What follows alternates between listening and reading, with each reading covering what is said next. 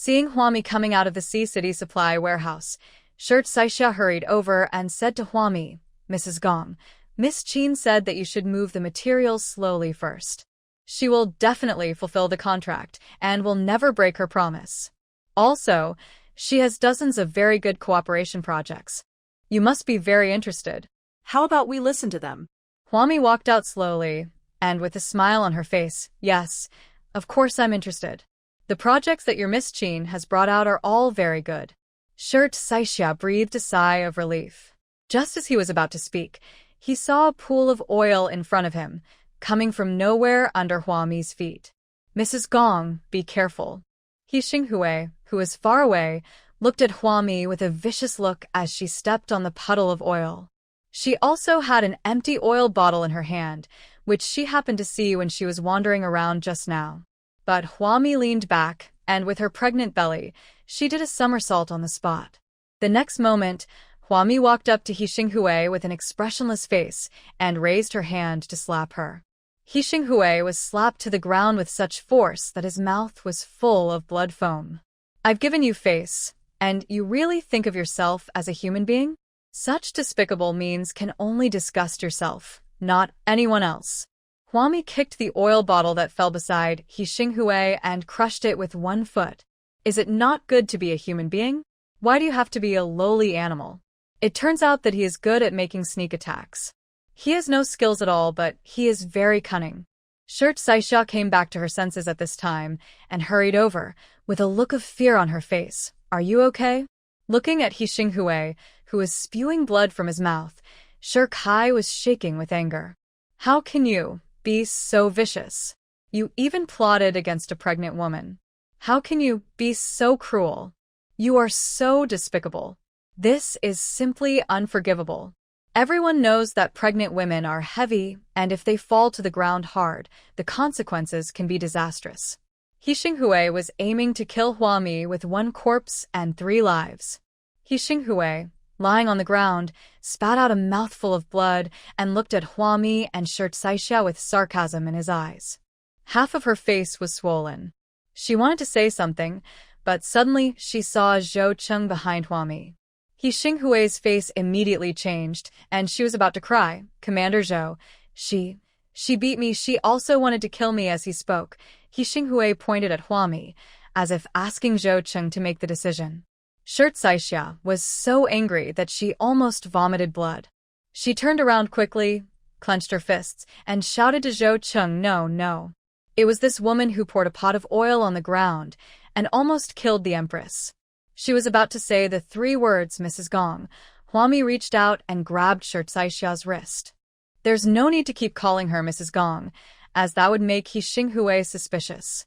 Shirt Saixia paused, and seeing Huami gave her a look, Shirt Saixia took a deep breath and quickly explained to Zhou Cheng. The pregnant woman almost fell down. Seeing Zhou Cheng looking at him with an embarrassed and speechless expression, Shirt Saixia thought Zhou Cheng didn't believe it, so he stepped forward and pointed at the puddle of oil and the oil pot on the ground. "Look, this is the evidence. This He Xinghui is a despicable villain."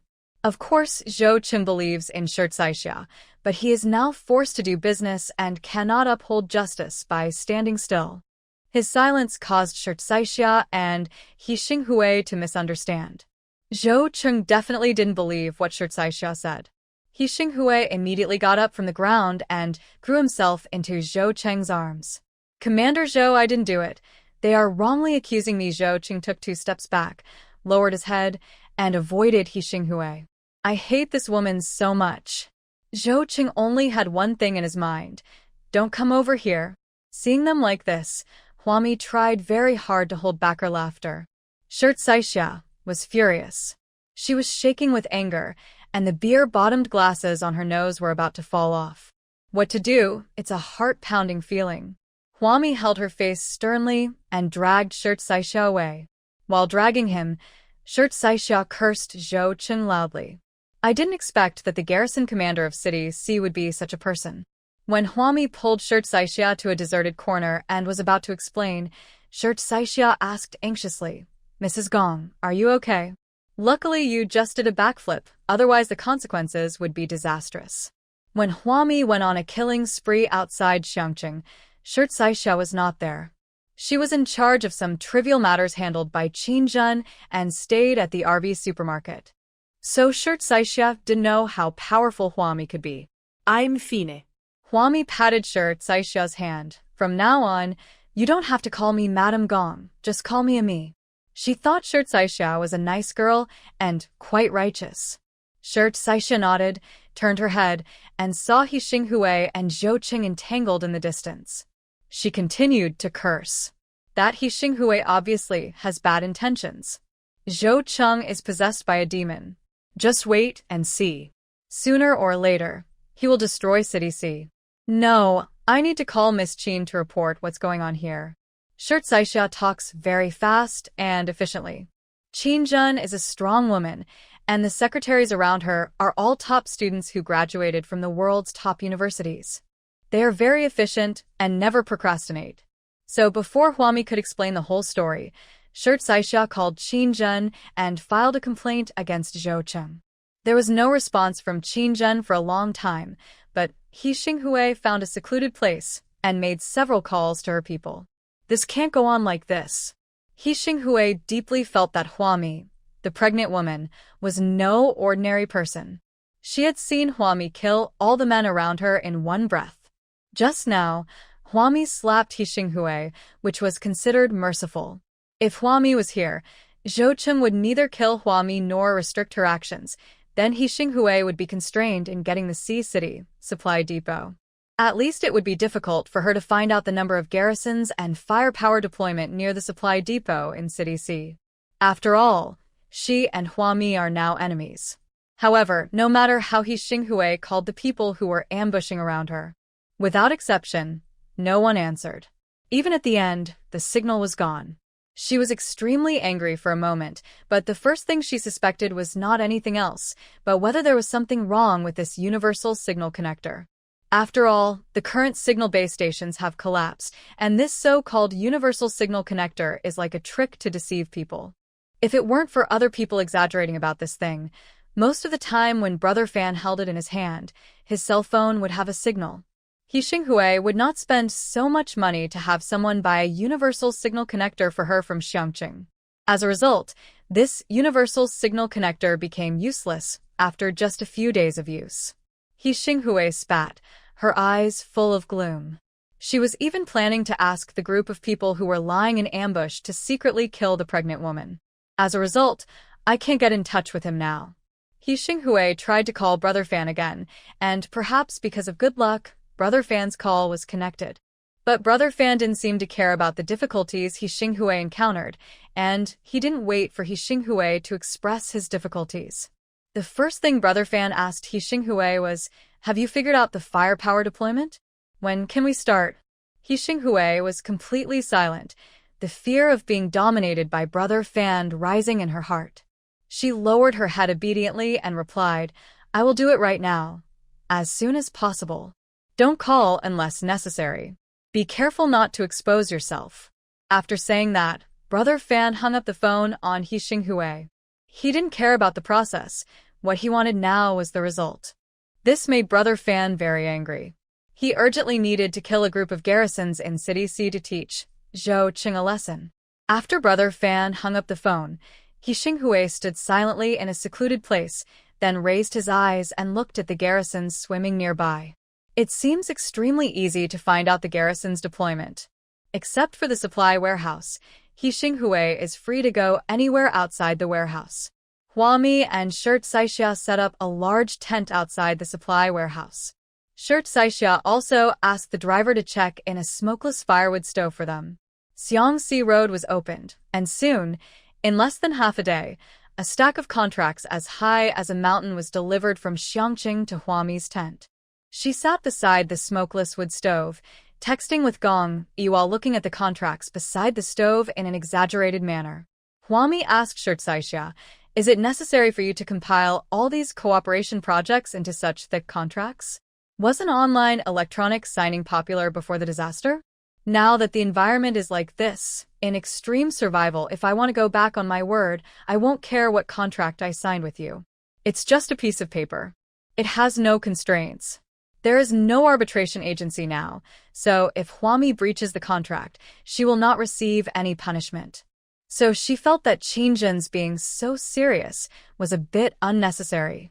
Shirt Saixia raised his beer-bottomed glasses seriously and answered seriously, "Of course we know that the environment is different now. You have the absolute initiative, but we're the ones who do big things." Ms. Qin said that big things require rules. Even if the binding force of these contract clauses is weak, we still need to seriously follow the rules and regulations. Huami stopped sending a message to Gong Yi and thought about what Shirt Saixia said. "You are people with a vision." After receiving Huami's sincere praise, Shirt Saixia smiled with a red face. She took a contract that was thicker than a dictionary and opened the first page. "Ami, let me explain to you now. This contract for jointly building a new villa complex. With the current total population of Xiangqing, we can definitely build a few more villa complexes like this. The population of other cities is getting smaller and smaller, and some may even have become deserted. City A is now in ruins and deserted. But the population of Xiangqing is increasing, and compared with the years before the disasters, the population has expanded by more than 1 or 2 times. No one has the time and energy to count how many survivors there are in and around Xiangqing. Anyway, Xiangqing can no longer accept any survivors. The expansion of Xiangqing is certain." Qingjun had previously had a contract with Huami to sell the villa in the unfinished building left by Brother Fan to a wealthy person in City C. Huami is responsible for construction and Qingjun is responsible for sales. The construction has not been completed yet, but Qingjun's buildings have already been sold out. All of it, nothing left. Therefore, Qingjun plans to build a few more villa complexes between Xiangqing and the unfinished villa complex. If construction is to be carried out, workers must be needed. There are some construction materials in the material warehouse in City C. Qingjun wants to use this batch of construction materials to negotiate terms with Huami. She hopes to build more villas and high-rise buildings and use the labor force in City C. Huami dozed off while listening and said slowly, "Forget about the high-rise buildings. Let Miss Qin modify the contract and build all of them into villas. Who knows what natural disasters or man-made disasters may occur later. If a building is built too high, it will be used as a target and will collapse." Oh, it's true. Huami's advice is golden and valuable. Shirt Saixia lowered her head and wrote and drew on the contract, and was about to continue explaining the next contract. Huami, who is drowsy, suddenly jumped up and said, "He Xinghui has finished the work, and the people behind it will take action soon." What? Shirt Saixia raised his face, wearing beer-bottom glasses, and stared blankly at Huami, who had suddenly become excited. "So, what now? Who is behind He Xinghui? Zhou Cheng? I'm going to go out and take a look. There must be a fight going on here. You better hide well." Huami received a text message from Gong Yi, who was lying in ambush outside the supply warehouse. In the past 2 days, He Xinghui has been wandering around, visiting almost all the garrison posts in the Sea City Material Depot one by one. The garrisons also symbolically stopped He Xinghui, and then, probably because they saw that she had a close relationship with Zhou Cheng, they allowed her to move freely. He Xinghui found out that the garrison guarding the material depot in City C only had about 50 people and about 50 guns. Due to the shortage of ammunition, the garrison in City C did not have hundreds of guns per person. As soon as Huami walked out of her tent, Zhou Cheng came towards her. He lowered his voice and said to Huami, "Quick, take that little secretary with you and hide in the supply warehouse. In a few hours, we will be attacked by surprise." This message was sent to Zhou Cheng by Gong Yi, who was lying in ambush on the periphery. Brother Fan sent out more than 300 people to launch a surprise attack on Zhou Cheng. In addition, he also mobilized more than a dozen trucks, waiting to take over the supply warehouse in City C and haul away the food, drinks, and daily supplies. This is definitely a massive battle to defend supplies. What a huge fuss. It was all emptied out by Huami. Huami hesitated whether to tell Zhou Cheng the truth, and everyone just had to put up a symbolic resistance. There is no need to risk lives just for an empty supply warehouse. What she meant was that the lives of the people stationed here would be lost. Just as Zhou Cheng was talking to Huami, The confused secretary rushed out. She glared at Zhou Cheng and walked to Huami's side. "Ami, what's wrong?" Without waiting for Huami to answer her, Zhou Cheng came forward and looked at Shi Caixia with a smile. "Time is running out. I'll take you in." He dropped the word man and automatically excluded Huami. "Okay." Huami tactfully stood aside and looked at Zhou Cheng and Shi Caixia. In the end, Zhou Cheng still felt that she was an eyesore and tried desperately to signal her to leave first. Huami pointed at her nose in astonishment. She? Seeing Zhou Cheng's disgusted look, Huami didn't react for a moment. Was Zhou Cheng disgusted with her for getting too close to them? So, Huami took 2 steps back. Zhou Cheng raised his hand, turned his back to her, and made a gesture to drive her away. "I understand." Huami standing here has seriously affected Zhou Cheng's performance. Huami is also very understanding. She nodded and turned to go to the material warehouse. As soon as Huami left, Zhou Cheng immediately showed his big white teeth to Shi Caixia, shook his head, and shook his non-existent hair. "Xia, listen to my explanation. I have my own reasons." Huami, who was standing at the door of the supply warehouse, looked back and saw Shi Caixia beating Zhou Cheng. So, what did Zhou Cheng say to Shi Caixia? Well, Huami couldn't control or understand the affairs of young people. She looked around. The visibility was much better than the darkness day and night some time ago. If she wore the goggles produced in her level 16 factory, visibility would be clearer.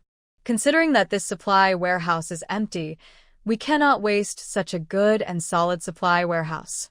After Huami entered the empty warehouse, he filled the huge warehouse with a large amount of cement produced in the level 16 factory.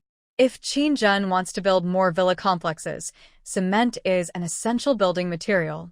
Anyway, cement is a material that can be produced in fixed and unlimited quantities by a level 16 factory, so just fill Huami's warehouse with whatever you have.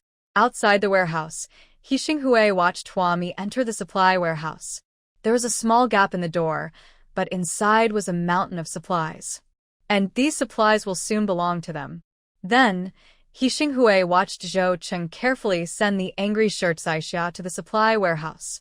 The nodding and bowing look made He Xinghui wonder if Shi Caixia had a very special identity. He Xinghui rushed forward, stretched out his arms, and blocked Zhou Cheng and Shi Caixia. With half of her face swollen, she asked Zhou Cheng, "Commander Zhou, I've always wanted to ask, why can this woman and that pregnant woman enter the supply warehouse, but I can't?" Shi Caixia, who was blocked on the snowy road, rolled his eyes at He Xinghui. Because the bottom of the beer glasses was too thick, He Xinghui couldn't see Shi Caixia's rolling eyes at all. I only heard Shi Caixia say to He Xinghui, "I'm here on business. What are you here for?" "You are here to take the supplies for yourself." Shi Caixia didn't say the rest of the words. Just now, after Shi Caixia beat Zhou Cheng up, Zhou Cheng, with a happy and joyful look on his face, stammered and explained to her for a long time. Shi Caixia then learned the truth. It turned out that Zhou Cheng was a handsome man sent by Gong Yi to flirt with He Xinghui. Although Zhou Cheng is still far from the standard of a handsome man. But Shi Caixia didn't sympathize with Zhou Cheng at all. Zhou Cheng had made her so angry before that Shi Caixia's anger would not go away for 10 days or half a month. But He Xinghui, who was standing opposite Shi Caixia, wanted to speak, and it was clear that he was not convinced. Didn't Zhou Cheng like her? Wasn't he fascinated by her? But the person Zhou Cheng was licking the dog for now was not He Xinghui. Zhou Cheng was protecting Shi Caixia and ignored He Xinghui. He was very attentive, nodding and bowing, and said to Shi Caixia, "Let's go. Xia, there are delicious foods and drinks in the supply warehouse. Eat and drink well before the supplies are taken away." If he was taken away, Zhou Cheng would have no choice but to spend money to buy these delicious food and drinks for Shi Caixia. Now, the food in the supply warehouse in City C is free. Zhou Cheng has the authority to treat the woman he likes to a meal. "Don't call me Xia. Xia? What kind of name is that?" Her parents never called her that. Is Shi Caixia familiar with Zhou Cheng? Why call her that? Her relationship with Zhou Cheng is just a misunderstanding. Now that the misunderstanding was resolved, Shirt Saixia persuaded Huami to sign all the contracts, and then naturally everyone returned to their respective positions. Zhou Cheng still had a smile on his face, as if he had met true love. Okay, Xia. He watched Shirt Saixia leave without looking back. Zhou Cheng touched his wildly beating heart. Oh, Xia. It was so natural. Her loving little fist made his heart flutter. He Xinghui, who was standing by, became more and more angry. She bit her lower lip and clenched her fist. Commander Zhou. The next moment, Zhou Cheng ran away. The attackers have not yet arrived at the battlefield, so Zhou Cheng still needs to continue to play along with He Xinghui. If he couldn't afford to offend her, could he not hide from her? He Xinghui was sulking on the spot. She felt that something was wrong. But what is there? There are only a small number of people in these garrisons, only about 50 people, and the firepower deployment is also very clear. He Xinghui couldn't figure out where the problem lay. The problem was that the 300 street thugs sent by Brother Fan to launch a sneak attack did not even get close to the supply warehouse. They were ambushed by Gong Yi and his troops. The wheels of the dozen or so trucks that followed were all suddenly stuck in place and unable to move. Gunshots were heard in the distance, and the firepower was extremely intense. Shirt Saixia, who was standing in the supply warehouse, stuck his head out of the warehouse door and looked at the gunshots coming from the horizon in the bright sky. She turned back to look at Huami, so they started fighting? Huami came over from behind a pile of cement, holding 2 folding chairs in her hands. Commander Gong won't kill them all at once. He has to create a stalemate so that Brother Fan can continue to send people to support him. In terms of combat power, Gong Yi, who has awakened his psychic powers, can now dominate all cities. But Gong Yi's mental power is only more than 300 meters now, and he can't find Brother Fan and Shun who are hiding 300 meters away. We have to make some big noise to implicate Brother Fan and Shun Hu. A small group of street thugs, under Gong Yi's deliberate release of water, rushed to the door of the material warehouse. The result was that they were knocked down one by the garrisons lying in ambush nearby. He Xinghui, who was watching secretly, almost gritted his teeth. Just a little bit more, and it will be over. The last street urchin came to the door of the supply warehouse with a gun, but was shot dead against the heavy door. He Xinghui looked around and saw the sound of gunfire still coming from the distance. Brother Fan had just sent 300 people over. If we don't send more people at this time, we won't be able to take over this supply depot. She ran forward, and apart from the thugs on the street, she didn't see any garrison on the ground. She guessed that all the garrisons in the material depot in City C had gone to fight in the area where the gunfire was most frequent. He Xinghui called Brother Fan and quickly reported the battle situation here. Then, He Xinghui entered the material warehouse. She shouted in panic. "Hey, pregnant woman, did you hear that? There are bad guys coming." Then, He Xinghui paused. She saw Huami and Shirt Saixia sitting next to bags of supplies in the warehouse, setting up a small table. There was a chocolate cake on the small table. There was an alcohol stove next to the chocolate cake, with solid alcohol burning in it. There was a small pot on top, with pickled fish cooked in it. Huami and Shirt Saixia each held a bottle of orange juice in their hands. Is this an outing? He Xinghui's mentality was about to collapse. She rushed over and yelled, "You guys are still eating and drinking here? What's going on outside?" Huami and Shirt Saixia looked at each other and clinked their orange juices. "I continued to drink orange juice, eat pickled fish, and by the way, I used a small plastic fork to pick up a small piece of chocolate cake. Stop eating. These supplies are not yours." He Xinghui couldn't stand seeing the pregnant woman and Shirt Saixia eating and drinking so leisurely. Why?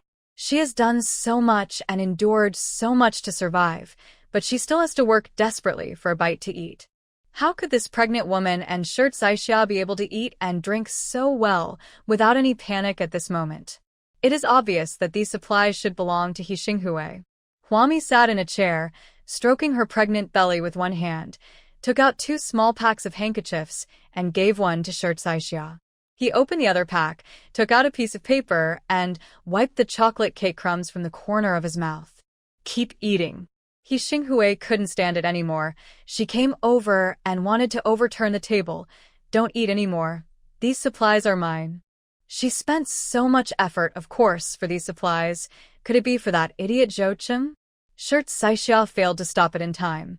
Hey, these are all food, don't waste them. The next moment, there was a clanging sound on the table, and all the food on the table swayed. A little bit of the sauerkraut fish soup on the alcohol stove spilled out and splashed onto the back of He Xinghui's hand. She quickly withdrew her hand because of the burn and slapped Huami. You really won't cry until you see the coffin. Brother Fan's men were about to rush over, and she had already informed Brother Fan of the stalemate situation here. As long as Brother Fan is not a fool, he will definitely send reinforcements. So, why was He Xinghui afraid of Huami? However, He Xinghui was still too complacent. Before her slap could land on Huami's face, she was kicked away by Huami. The whole person fell on the pile of supplies a few meters away. There is a smell of cement. He Xinghui rolled to the ground. She coughed a few times and felt that all her internal organs were displaced by Huami's kick. I forgot that this pregnant woman is actually a skilled kung fu practitioner. In the cement dust, He Xinghui coughed desperately. She raised her distorted face and looked at Huami, who was pregnant and walking towards her step by step. He Xinghui laughed instead, with blood foam all over his teeth. You think you've won? No, I tell you, it's impossible. Brother Fan will be here soon. We must seize the Sea City supply depot. Didn't you see that the garrison outside the supply warehouse was empty? They must have gone to support Zhou Cheng. Zhou Cheng must have suffered a lot in the battle on the horizon. Very soon, He Xinghui felt it was very soon. Huami lowered her head expressionlessly. A woman as evil and stupid as you is a beautiful sight. What? Are you still not convinced? She squatted down with some difficulty, protecting her pregnant belly with one hand, and took out He Xinghui's cell phone from her clothes with the other hand. Under He Xinghui's incredulous gaze, Huami tore off the universal signal connector from He Xinghui's mobile phone. Then she put the universal signal connector and He Xinghui's mobile phone into her pocket. In fact, it was thrown directly into the level 30, warehouse number 3. You can't contact your fan brother now, so I'll tell you the truth. Use your dehydrated brain stem to think about it. Is Zhou Cheng fascinated by you? Huami looked at He Xinghui with an almost sympathetic look in her eyes. I've always wondered where you got the confidence to think you could confuse the garrison commander of a city. Do you think these are ordinary men? No. First of all, their aesthetics are different from those of other ordinary men. From beginning to end, He Xinghui appeared quite confident. But Huami really couldn't tell. With Zhou Cheng's poor acting skills, how could he look like he was seduced by He Xinghui? He Xinghui on the ground was stunned for a long time. She moved and seemed to have figured something out. But soon, there was a sharp pain all over the body. This time, there was no soft, thick snow to support her, and He Xinghui fell onto the hard metal base, which hurt all her bones. She spat out a mouthful of blood and smiled miserably. Then what can I do?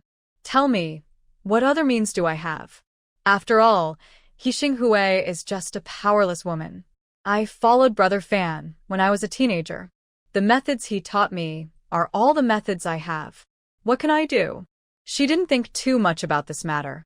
She just wanted to complete the task quickly and quickly find out the garrison firepower outside the Sea City supply warehouse.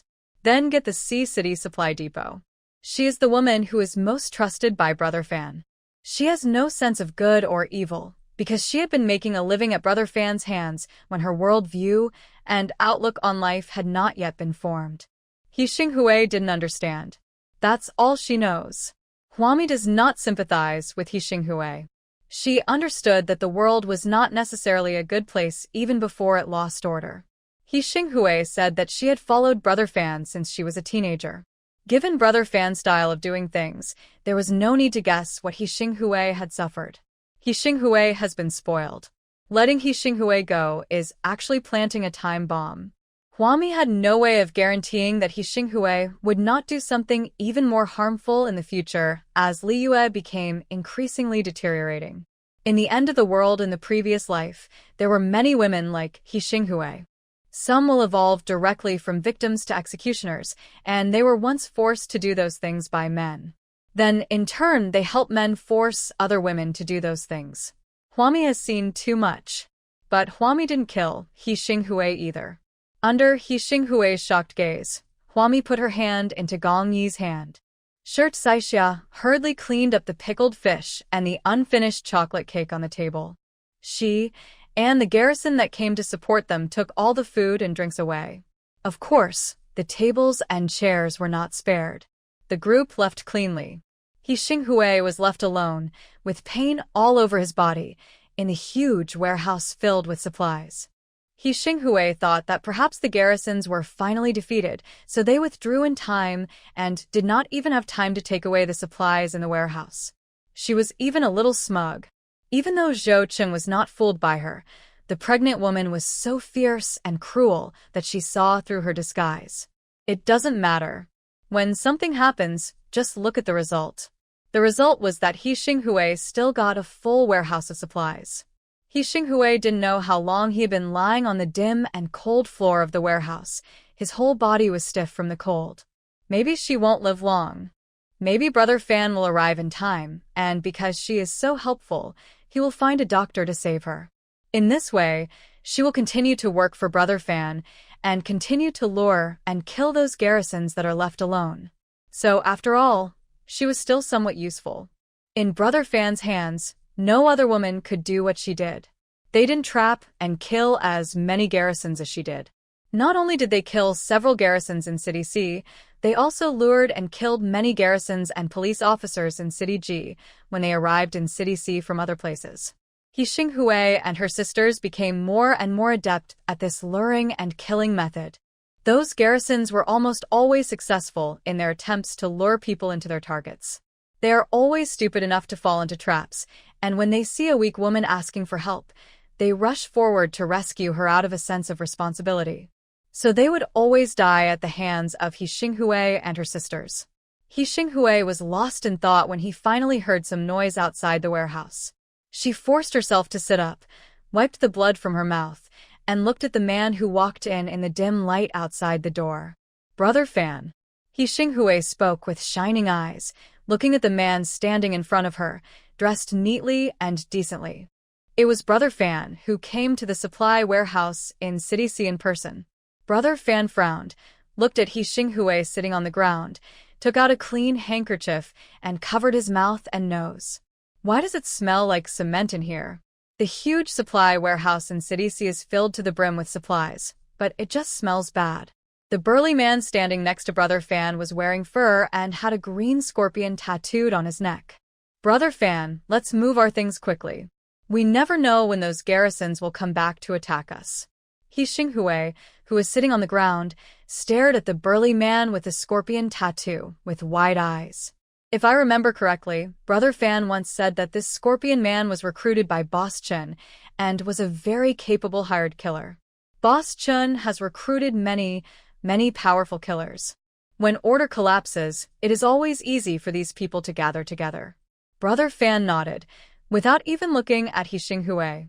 He patted the hard cement beside him and said, "Just move the food, drinks, and daily necessities away. Where's our car?" Before he could finish his words, a burst of gunfire rang out. A street scoundrel rushed into the warehouse with a gun on his back. Oh no! The garrison is here again. The scorpion man had a foul look on his face, clenched his iron fists, and loosened his hand bones. Haven't all these garrisons been driven away? Why are they here again?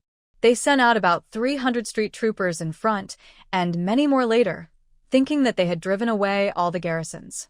Because he was sure of victory, Brother Fan personally went to accept the massive amount of supplies in the Sea City supply warehouse. However, they ignored the fact that the corpses they encountered along the way were all their own people. Brother Fan's face looked a little ugly, but the bad news kept coming. Brother Fan, all of our 30 trucks have been detained by the garrison.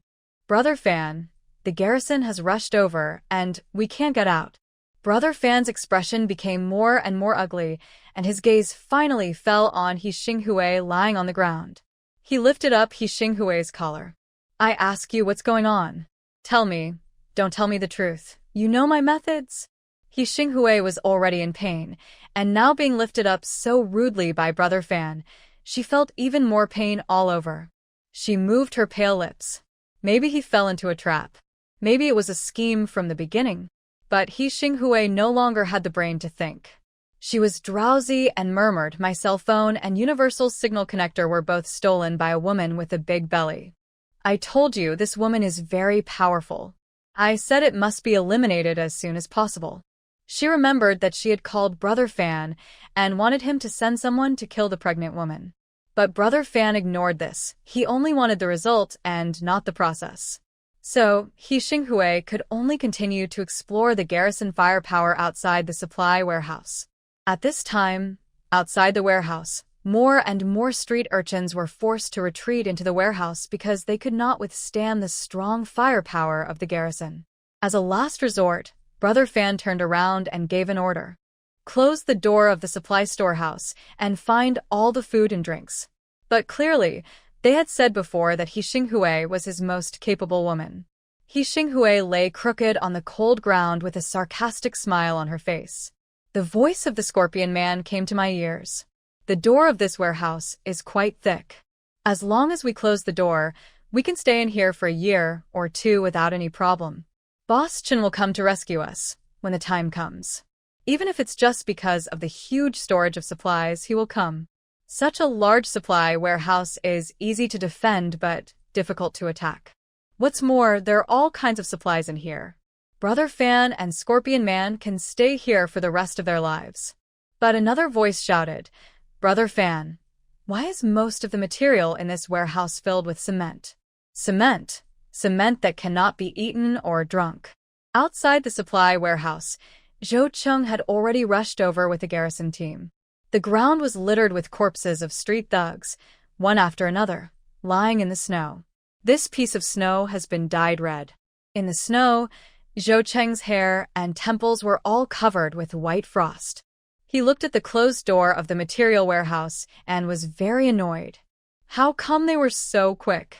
They blew the door down. According to Gong Yi, there is an unusual person next to Brother Fan, a very strong character. He didn't have a chance to fight, so he didn't know how strong he was. But now it seems that Brother Fan can react so quickly, probably because of this strong man. Just as Zhou Cheng's men were about to use heavy firepower to bombard the heavy door in front of them, Gong Yi called Zhou Cheng. "My wife told you not to destroy the door of the warehouse. If they like to stay in there, just let them do it." Zhou Cheng was stunned and said anxiously, "How can we do this? There are so many supplies in there. If we don't go in, won't they be able to survive forever? The main thing is that no one knows whether Chen who will get support and how powerful the firepower of the support will be. It's also a good thing to be able to get rid of that guy called Brother Fan." Gong Yi answered nonchalantly, "If they don't come out, they will starve to death. I'm going to go back to find Brother Fan's lair now. You stay there, and they will definitely come out. Then you can just shoot them." As Huami's man, Gong Yi couldn't just say that the warehouse was actually full of cement. His spiritual power saw that it was all cement. This is such an incredible thing that no one would believe it if I told them. Shirt Saixia, who was standing nearby, said to Huami angrily, "It's too easy for those scumbags. They are hiding in the supply warehouse now. I don't know how much of our supplies they will waste. It's these scumbags that make people feel suffocated even if they are given a bite to eat." Huami continued to laugh. "Oh, really?" Gong Yi hung up Zhou Cheng's phone call and walked over. He frowned and told Huami, "I'm going to do something. Don't run around. Just stay around this warehouse or go back to Xiangqing. He Xinghui is dead." Gong Yi knew everything he saw and the current situation in the supply warehouse. He Xinghui sat beside a pile of cement with his head lowered. In the dimly lit supply warehouse, all the people brought by Brother Fan were like crazy, frantically rummaging through supplies in the warehouse full of cement. They just couldn't believe that they couldn't find anything to eat in such a huge warehouse. "It's all cement. It's all cement?" The Scorpion Man was a little bit incredulous. "Why is it all cement?" Everyone was scattered in the huge supply warehouse. They searched and searched, but could not find anything to eat. Brother Fan angrily mentioned He Xinghui and yelled, What's going on? What's going on? But He Xinghui was already dead, and screams, ghost howls, and sounds of despair rang out. This is a world full of despair. Just as they had once created countless despair for others, what they were experiencing now is also an inescapable despair. How does despair feel? Doesn't it feel good? There was sarcasm in Gong Yi's eyes, but he said nothing. Pulling Huami aside again, Gong Yi took out a very small energy water bead from his arms. I won't write about my experience using it. I don't have time. Look, it's getting smaller and smaller. Let me tell you about it. This energy water bead was given to Gong Yi by Huami before. During this period, Gong Yi used his mental power almost every day. When Huami didn't give him the energy water drops, every time Gong Yi used his mental power to investigate the surrounding environment, his temples would swell and ache. Later, the situation became more and more serious, and at one point it was so serious that my head started to ache. Therefore, Gong Yi did not dare to use his mental power excessively. Being able to use it to investigate the surrounding environment once or twice a day is the limit for Gong Yi. But since he had the energy water drops on his body, this difficulty was easily solved. He said mysteriously to Huami, "Wife, I have a feeling that this cod liver oil may be a necessity for future psychics." Gong Yi does not have a clear idea of the future. But he developed superpowers, and it was obvious that his wife also developed superpowers. When Gong Yi had some free time these days, he flipped through a few novels. He boldly guessed that his wife was probably a space power user in the novels. Therefore, in the future, there should be more than just him and his wife who have superpowers. This cod liver oil is very useful, and future psychics will definitely fight for it. Gong Yi wanted to remind Huami that if she had such a good thing, she should not show it to others easily. He will use his mental power more carefully in the future and never waste it like before. He will use his mental power whenever he wants. Good things must be saved for the critical moment. Huami nodded and gave Gong Yi a handful of energy water drops. There were so many that her pair of white and tender hands couldn't hold them all, and a few fell into the snow. Since they are useful to you, you should prepare some more. You can use it if you want. Don't hesitate. I've already paid for it. Gong Yi looked at the handful of cod liver oil that Huami handed over in an exaggerated manner. So extravagant and inhumane. Until Gong Yi left in a daze, Huami still couldn't understand what the indescribable look on Gong Yi's face meant. It made him seem like he was being kept. Huami looked at the supply warehouse at the foot of the snow-capped mountains. No matter how unwilling Saixia and Zhou Qing were, they had to give up the plan of forcibly destroying the door of the warehouse and instead wait patiently for Brother Fan and his men to open the door and come out. Or maybe, after Brother Fan and the others inside had finished killing each other, Zhou Qing led his men to rush in. During this period, Huami signed several contracts, all of which were cooperation plans with City C. At this moment, Ma Yongchuan's secretary came to the door of the material warehouse. Ma Yongchun is still the chief administrator of City C. Even though he and Qin Zhen had a falling out, he still has to take care of the things he should be in charge of. As a result, when the secretary arrived outside the warehouse, he found that the place was surrounded by Zhou Qing. The door of the supply warehouse was closed, and all the supplies in City C were stuck inside and couldn't get out. Zhong Zimo raised his gold-rimmed glasses and said to Zhou Qing, "It's not a good idea to block the door like this. We have several material exchange plans with City D, and we urgently need to use the materials in the material warehouse. The urban management commander of City D is working to restore traffic. They have a lot of cotton there. So if City D can provide them with cloth supplies, City D can provide cotton to City C." Ma Yongchun felt that after he broke up with Qin Zhen, he lost control of the supplies in the C City supply warehouse. He urgently needed to use this deal to regain some control over the supply warehouse. So he agreed to the conditions of the commander-in-chief of the management of City D and was willing to exchange part of the cloth from City C for part of the cotton from City D. Zhong Zimo was the lobbyist he sent to Zhou Qing. Zhou Qing shook his head. "We can't open it. Commander Gong said that we should leave the door closed and not worry about it. The people inside will get too hungry and rush out on their own." After hearing this, Zhong Zimo smiled politely and said, "What do you mean?"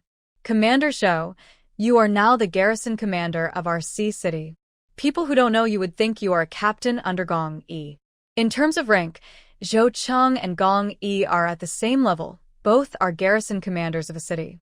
But now everyone can see that Gong Yi has taken 3 cities in a row.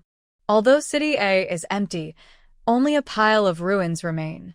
However, Lu Xingyuan alone can represent the entire garrison of City A. So Gong Yi is now the garrison commander-in-chief of Xiangqing, City A, and City B. Then it would be easy for others to think that Gong Yi's level is higher than Zhou Cheng's." Zhong Zimo smiled elegantly. "Commander Zhou, I think we should make this clear. Although you have a good relationship with Commander Gong, you're not his subordinate. I'm curious, why do you want to follow his arrangements?" Zhou Cheng, with a rough face, looked at Zhong Zimo with a frown, and he opened his mouth. Zhong Zimo asked with understanding, "You haven't thought of this either?" "I know Commander Zhou is a real person. He's not as smart as Commander Gong, and he's not good at talking, so he can't think of this." After a deliberate pause, Zhong Zimo continued, "But we who are doing big things still have to be clear about this. They're obviously just at the same level, and Commander Zhou's ability level is not inferior to Gong Yi. Why should we listen to Gong Yi's arrangements?" Seeing that Zhou Cheng hadn't spoken, Zhong Zimo didn't even bother to call Gong Yi Commander Gong. Just call him by his full name. Among them, dissatisfaction with Gong Yi was very obvious. When the garrison headquarters appointed city garrison commanders, they only sent you, Commander Zhou, to City C and Gong Yi to the neighboring Xiang City. It can be seen that your garrison headquarters also understands who has greater capabilities. Zhong Zimo analyzed based on the economy of the city, and of course the economy of City C is better than that of Xiangqing. City C is also much larger than Xiangqing. Therefore, he believes that Zhou Cheng from City C should be more capable than Gong Yi from Xiangqing. No matter what, today, it shouldn't be Gong Yi who arranges your work, but you should be above Gong Yi. Zhong Zimo smiled harmlessly at Zhou Cheng, full of bookish air. Just because of Zhong Zimo's intellectual temperament, even Zhou Cheng, a rough man, should be convinced by what Zhong Zimo says. However, Zhou Cheng looked at Zhong Zimo as if he was an idiot. Shirt Saixia, who was on the high ground, looked through the telescope for a long time before turning back with a serious face, and said to Huami, who was grilling in the tent, "Zhong Zimo is here. He is not an easy character to deal with. I think we should go down." Huami was flipping a barbecued potato chip skewer in her hand. Upon hearing this, she asked nonchalantly, "What kind of monster is Zhong Zimo?" But Shirt Saixia did not answer her. Instead, she took out her cell phone and called Qinzhen.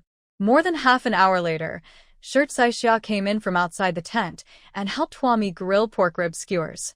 She told him about Ma Yongchuan's visit to City D to exchange supplies.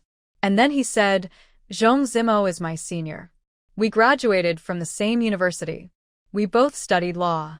Shirt Saixia bit her lower lip, seeming a little hesitant, but still chose to say directly, "He is my boyfriend."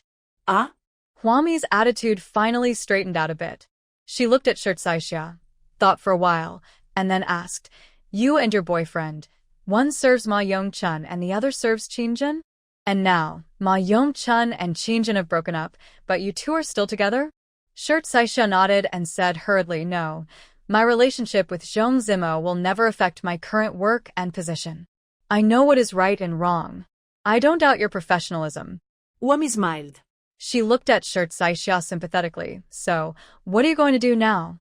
As soon as he finished speaking, Zhou Cheng came into the tent in a threatening manner. "Zhong Zimo, he was beating around the bush for an hour before I realized he was trying to sow discord." While speaking, Zhou Cheng had already sat opposite the barbecue grill.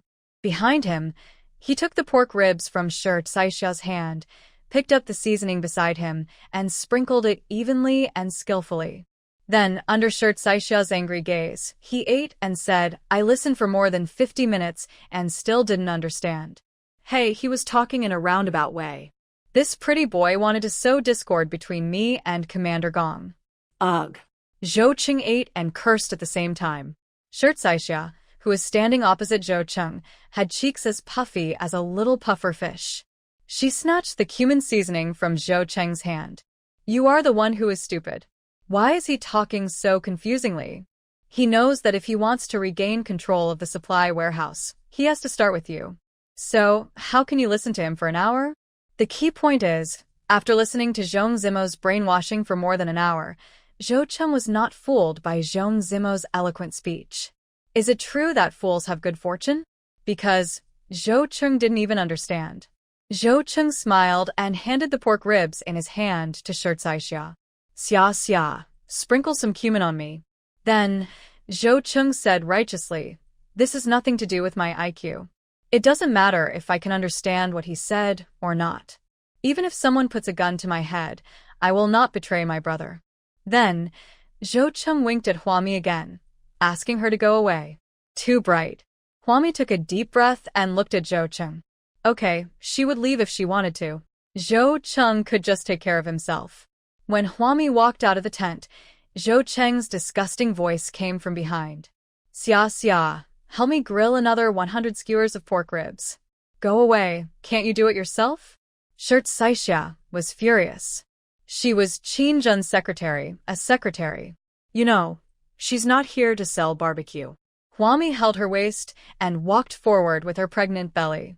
Soon she came down from the snowy mountain and arrived at the door of the supply warehouse. Zhong Zimo led a group of people and set up a tent at the entrance of the supply warehouse. They have various tools in their hands. When he saw Huami coming over, Zhong Zimo put down the book in his hand and greeted Huami. "I didn't expect Madame Gong to be here too."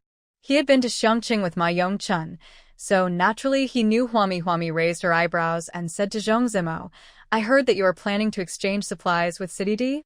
Yes. Zhong Zimo's eyes flickered. "I hope Madame Gong can show some mercy." City C is still able to maintain its supplies, but City D still has a large number of survivors. The city is now blocked by heavy snow, and the survivors there are said to be having a hard time. He said this, looked at Huami's reaction, and asked with a smile, "Mrs. Gong is here for supplies too?" In fact, they are all human beings. People from Xiangqing are human beings, people from Cheng are human beings, and people from Cheng are human beings, right, Madame Gong? Huami looked over and frowned slightly. Oops. She actually didn't understand what Zhong Zimo meant. That is, she now had the same feeling as Zhou Cheng and could clearly sense that there was another deeper meaning behind Zhong Zimo's words. But I just didn't understand what Zhong Zimo meant. Huami thought about it while listening to Zhong Zimo's talk for a long time before she suddenly realized. Zhong Zimo kept saying that the people in City D were also human beings and needed supplies. He asked Huami to show mercy. Is this a moral blackmail?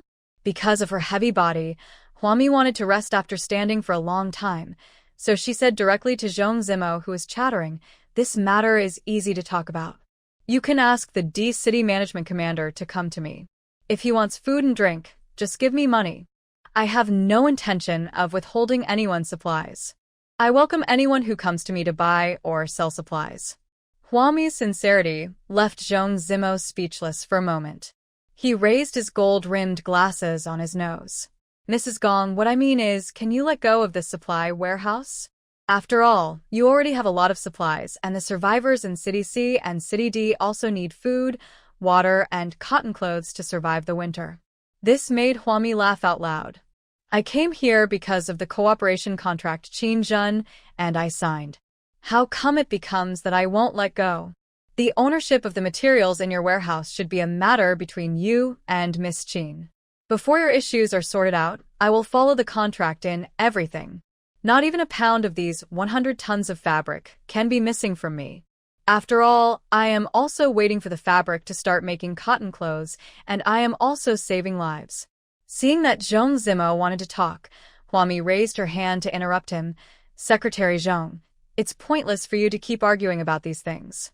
Isn't the most important thing to do at this time to be on guard against someone else coming to rob this warehouse?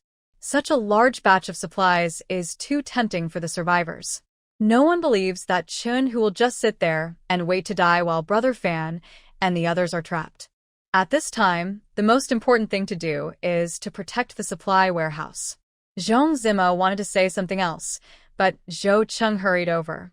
He said to Huami hurriedly, "A group of people is coming. There are about 500 people, and they are equipped with firepower. Brother Fan and others who are hiding in the supply warehouse are not dead yet, and they want to get out. The people outside want the supply warehouse inside, so there will definitely be rescue." Huami looked up at the dark gray snowy sky, nodded, and said to Zhou Cheng, "Commander Zhou, I want to do business with you." As she spoke, she pulled Zhou Cheng aside, away from Zhong Zimo's eyes and ears, and told him that she was going to sell Zhou Cheng AK-47X 10,000, PKMX 10,000, and Gatling X 10,000. Zhou Cheng had 1,500 garrisons. He opened his mouth wide, and heavy snow fell into his mouth. "Sister Hua, even though I am more handsome than Brother Yi, you can't pry open Brother Yi's arsenal like this."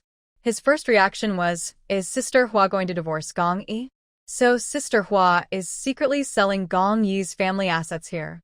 So, where did Gong Yi get these 30,000 weapons? Brother Yi's family is so rich. Zhou Cheng was extremely envious and jealous.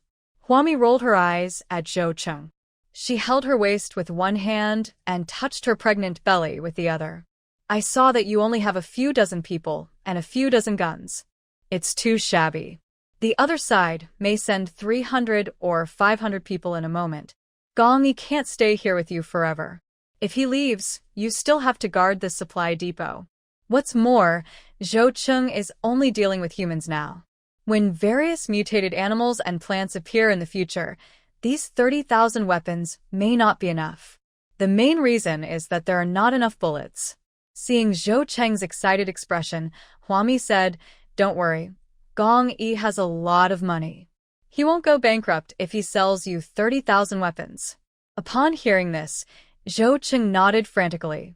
There are quite a lot of weapons in the armory of City C, but no matter how many there are no AK-47X 10,000, PKMX 10,000, or Gatling X 10,000. He rubbed his hands and asked Huami hesitantly, "How much do these cost?" He is very poor now. Ever since Ma Yongchun and Qin Jun had a falling out, they have not received any salary for the garrison in City C, because the reserve funds account of City C is in Ma Yongchun's hands. Since Qin Jun couldn't get the money, he used the materials in the C City material warehouse to convert them into wages and paid them to Zhou Cheng's garrison. Huami fully understood Zhou Cheng's difficulties. "Just give me all the supplies you can find, and I'll convert them into money. I know you garrisons often patrol outside, so you can always find some unowned warehouses. I accept all kinds of supplies. From large items like gold bars and jewelry to small items like toilet paper and sanitary napkins. Huami buys them all." Zhou Cheng agreed immediately. "Okay, the brother I put on guard in City C yesterday told me that he found a warehouse of saline solution. I asked him to bring it all here for you. The deal is done. Huami and Zhou Cheng give me 5. Then Huami called Shirt Saixia and called Shirt Saixia over under the gaze of Zhong Zimo from a distance. Qin Jun assigned Shirt Saixia to Huami. Huami, of course, wanted to make the best use of his talents, so she asked Shirt Saixia to draft a contract for her. In the heavy snow, Shirt Saixia awkwardly came to Huami and Zhou Cheng, facing Zhong Zimo's gaze. She actually didn't want to meet Zhong Zimo in such an occasion. Although they were boyfriend and girlfriend, they each served their own masters, so it was better to avoid suspicion at this time. Zhong Zimo's eyes hidden behind his lenses were deep. He took the initiative to walk over, looked at Huami, then at Zhou Cheng and Shirt Saixia. It was Zhong Zimo who spoke first, asking Huami, "Mrs. Gong, what is this?" He didn't know why Huami called his girlfriend over, but his girlfriend studied law like him. It has to be said that Zhong Zimo's ability to climb to such a height is inseparable from his keenness. He was keenly aware that the garrison in City C was rapidly becoming disconnected from the management of City C. Huami had a fake smile on her face. "It's okay, I just need Xia to help write a contract." After saying that, Huami waved her hand. "You guys keep busy, I'll go take a look around." She went to meet the 500 people who came. Weapons are something that everyone wants. Especially in the current environment, if you have a weapon in your hand, I don't know how much supplies you can grab. So before Huami called Shirt Saixia over, she said that this was a top-secret contract that only you, me, and Zhou Qing knew about it. Just as Huami left with a fake smile, Zhong Zimo's eyes fell on Shirt Saixia. His meaning was unclear, and Shirt Saixia's eyes behind his beer-bottomed glasses were equally unclear. Both of them are top students, and there is no clue between them from their faces. Zhou Cheng was sandwiched between Zhong Zimo and Shirt Saixia. Just as he was about to speak, Zhong Zimo smiled and said to Shirt Saixia gently, "I was wondering, I'm back in Sea City, and you're in Xiang City. When will we meet again? I didn't expect to see you so soon." In the heavy snow, the former lovers stood face to face. There was an obvious emotion on Shirt Saixia's face, but her lips moved, but she said nothing. So Zhong Zimo continued, "How are you these days? I sent you a message, but you only replied to 1 or 2 out of 10. Are you busy?" Shirt Saixia: "Fortunately, Miss Qin has a lot of things to do." Zhong Zimo: "What are you busy with? Don't you even have time to reply to your boyfriend's message? You accompanied Madame Gong to City C without telling me. If I had known earlier, I could have made time to see you." Shirt Saixia didn't say anything. What was she busy with? She definitely didn't want to reveal a single word. She was well aware of Zhong Zimo's abilities. Every word she said would allow Zhong Zimo to follow the clues, guess and deduce, and find out the truth of the whole matter. It's a top-secret contract, and no one with any professional ethics will tell about it. Seeing this, Zhong Zimo sighed with some emotion. "You are becoming more and more professional now, but you are still as cute as before." He wanted to continue, but Zhou Cheng, who was sandwiched between them, interrupted him directly. "I say, what's going on with you two now?" Zhou Cheng turned his head and looked at Shirt Saixia in shock and sadness. "Xia, do you have a boyfriend? Is your boyfriend a weakling? Look at him. Wow, he is such a strong and powerful man. How can he be inferior to Zhong Zimo, a weakling?" Zhou Cheng felt like he was heartbroken. The sadness in his heart was like a river, and he was desperate to find someone to drink with him. Shirt Saixia glared at Zhou Cheng, who was having a lot of inner drama. It was estimated that in Zhou Cheng's heart, he had already played out 999 episodes of this bloody soap opera. She didn't have time to deal with Zhong Zimo, so she just dragged Zhou Cheng away. "Don't waste time. Let's quickly draft the contract." At this time, in the heavy snow, Huami was alone, running wildly against the wind and snow. Before she met the 500 people, gunshots were heard from the front, and the fighting had already begun. Huami pointed at Bai Shui and flew forward, patting the garrison of 500 people in the snow. "Brother, what's going on?" The garrison lying in the snow was startled. He turned around and looked at Huami in horror, who had stood behind him without him noticing. Ah. Looking at Huami's belly, the garrison reacted. "Sister Hua, these people are going to rob the supply warehouse. They have heavy firepower. Commander Zhou wants us to snipe at the front line to consume some of their combat power." Huami nodded and pointed to a pile of Gatling guns behind him. "Worry, Commander Zhou has bought all of them." She remembered it very clearly. There were a total of 10 snipers lying in ambush at the front of the supply warehouse. She gave each of them 20 Gatling guns, enough to consume most of the firepower of the 500 people on the opposite side. The garrison lying on the ground was still in a daze. Huami pulled out a Gatling gun from behind. "You make some arrangements first, and send down the Gatling guns. I'll help you hold them off." "How can we stop them from doing what?" The garrison on the snow had not yet responded. Too much information. Huami didn't give him any time to react. She rushed up to the 500 enemies with a gun and a pregnant belly. A da-da-da sound was heard, and she didn't even look to see if she was aiming at the other party. She just kept firing. The snipers stationed in the snow all looked confused. How can one snipe at this? Fortunately, Gatling guns were distributed immediately. They didn't care about anything else, threw away their sniper rifles, replaced them with Gatling guns, and sprinted forward. The sniper serves as the vanguard of the suicide squad, and the seamless switching of identities differs only in the weapon in his hand. Each of the 10 garrisons was armed with a Gatling gun, plus Huami, but they actually didn't kill a single person even after rushing to the last sniper garrison. There were corpses all over the ground, and not a single one of them rushed to the door of the supply warehouse. Zhou Cheng sat opposite Shirt Saixia, waiting for Shirt Saixia to draft the contract, while fiddling with the wireless headphones specially used for garrison. He was still very nervous because Gong Yi went to track down and kill Brother Fan's lair. Zhou Cheng was the only one left to guard the supply warehouse. Although Zhou Cheng has 1,500 men under his command, most of them are placed in City C to maintain rule and order, and there are only about 50 garrisoned here. So it's a matter of few versus many. He placed 10 snipers in the front, determined to kill as many enemies as possible. He also deployed layers of firepower along the way, and when the 500 people rushed to the door of the supply warehouse, there would be a big battle waiting for them. Shirt Saixia wrote and read one by one, and gradually, she found that Zhou Cheng was a little absent-minded. So Shirt Saixia sighed and asked Zhou Cheng, "Commander Zhou, did you write down everything I said? This concerns your interests. Don't you want to listen carefully?" Zhou Cheng had a bitter face. "I'm already heartbroken. Why am I still listening to you?"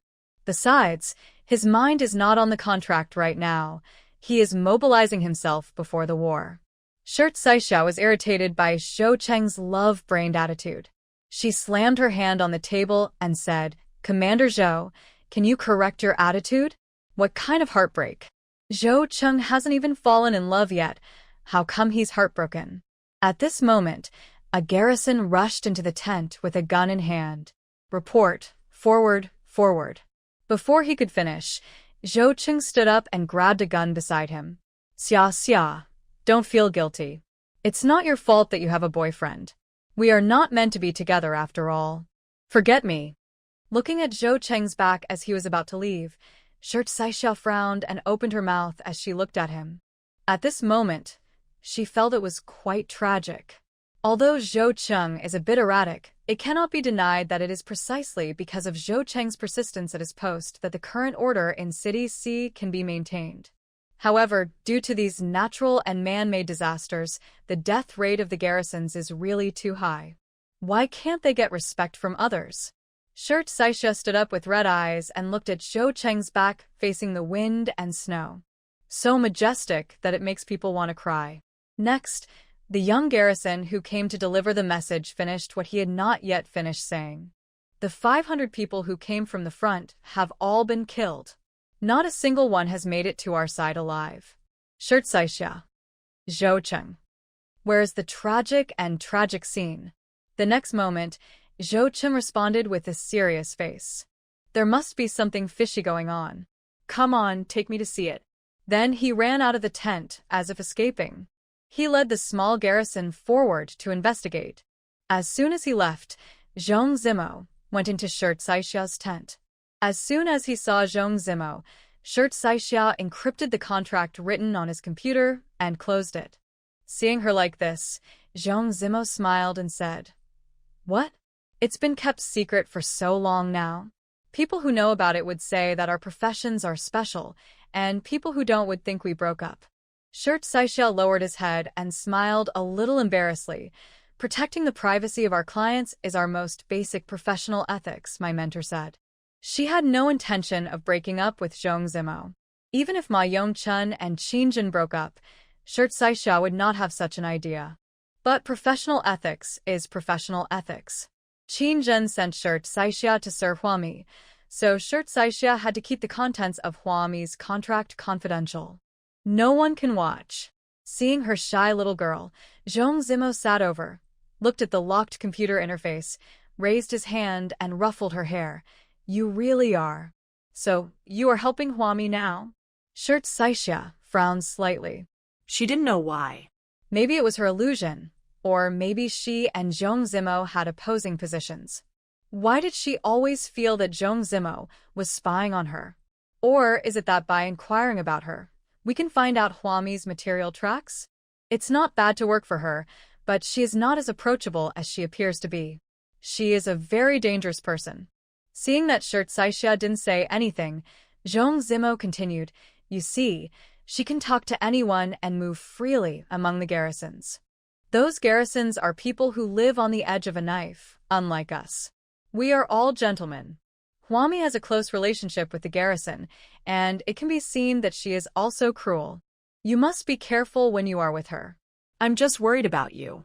I'm afraid that you'll be the same as you were in school, careless and unable to judge people, foolishly working like a captive for others, and end up getting nothing in return. At first, Zhong Zimo's words were still acceptable, but the more he spoke, the more uncomfortable Shirt Saixia felt. She pushed away Zhong Zimo's hand that was rubbing her head and said to him seriously, "Brother, actually Ami is a very nice person. She is very approachable and not as hateful as you say."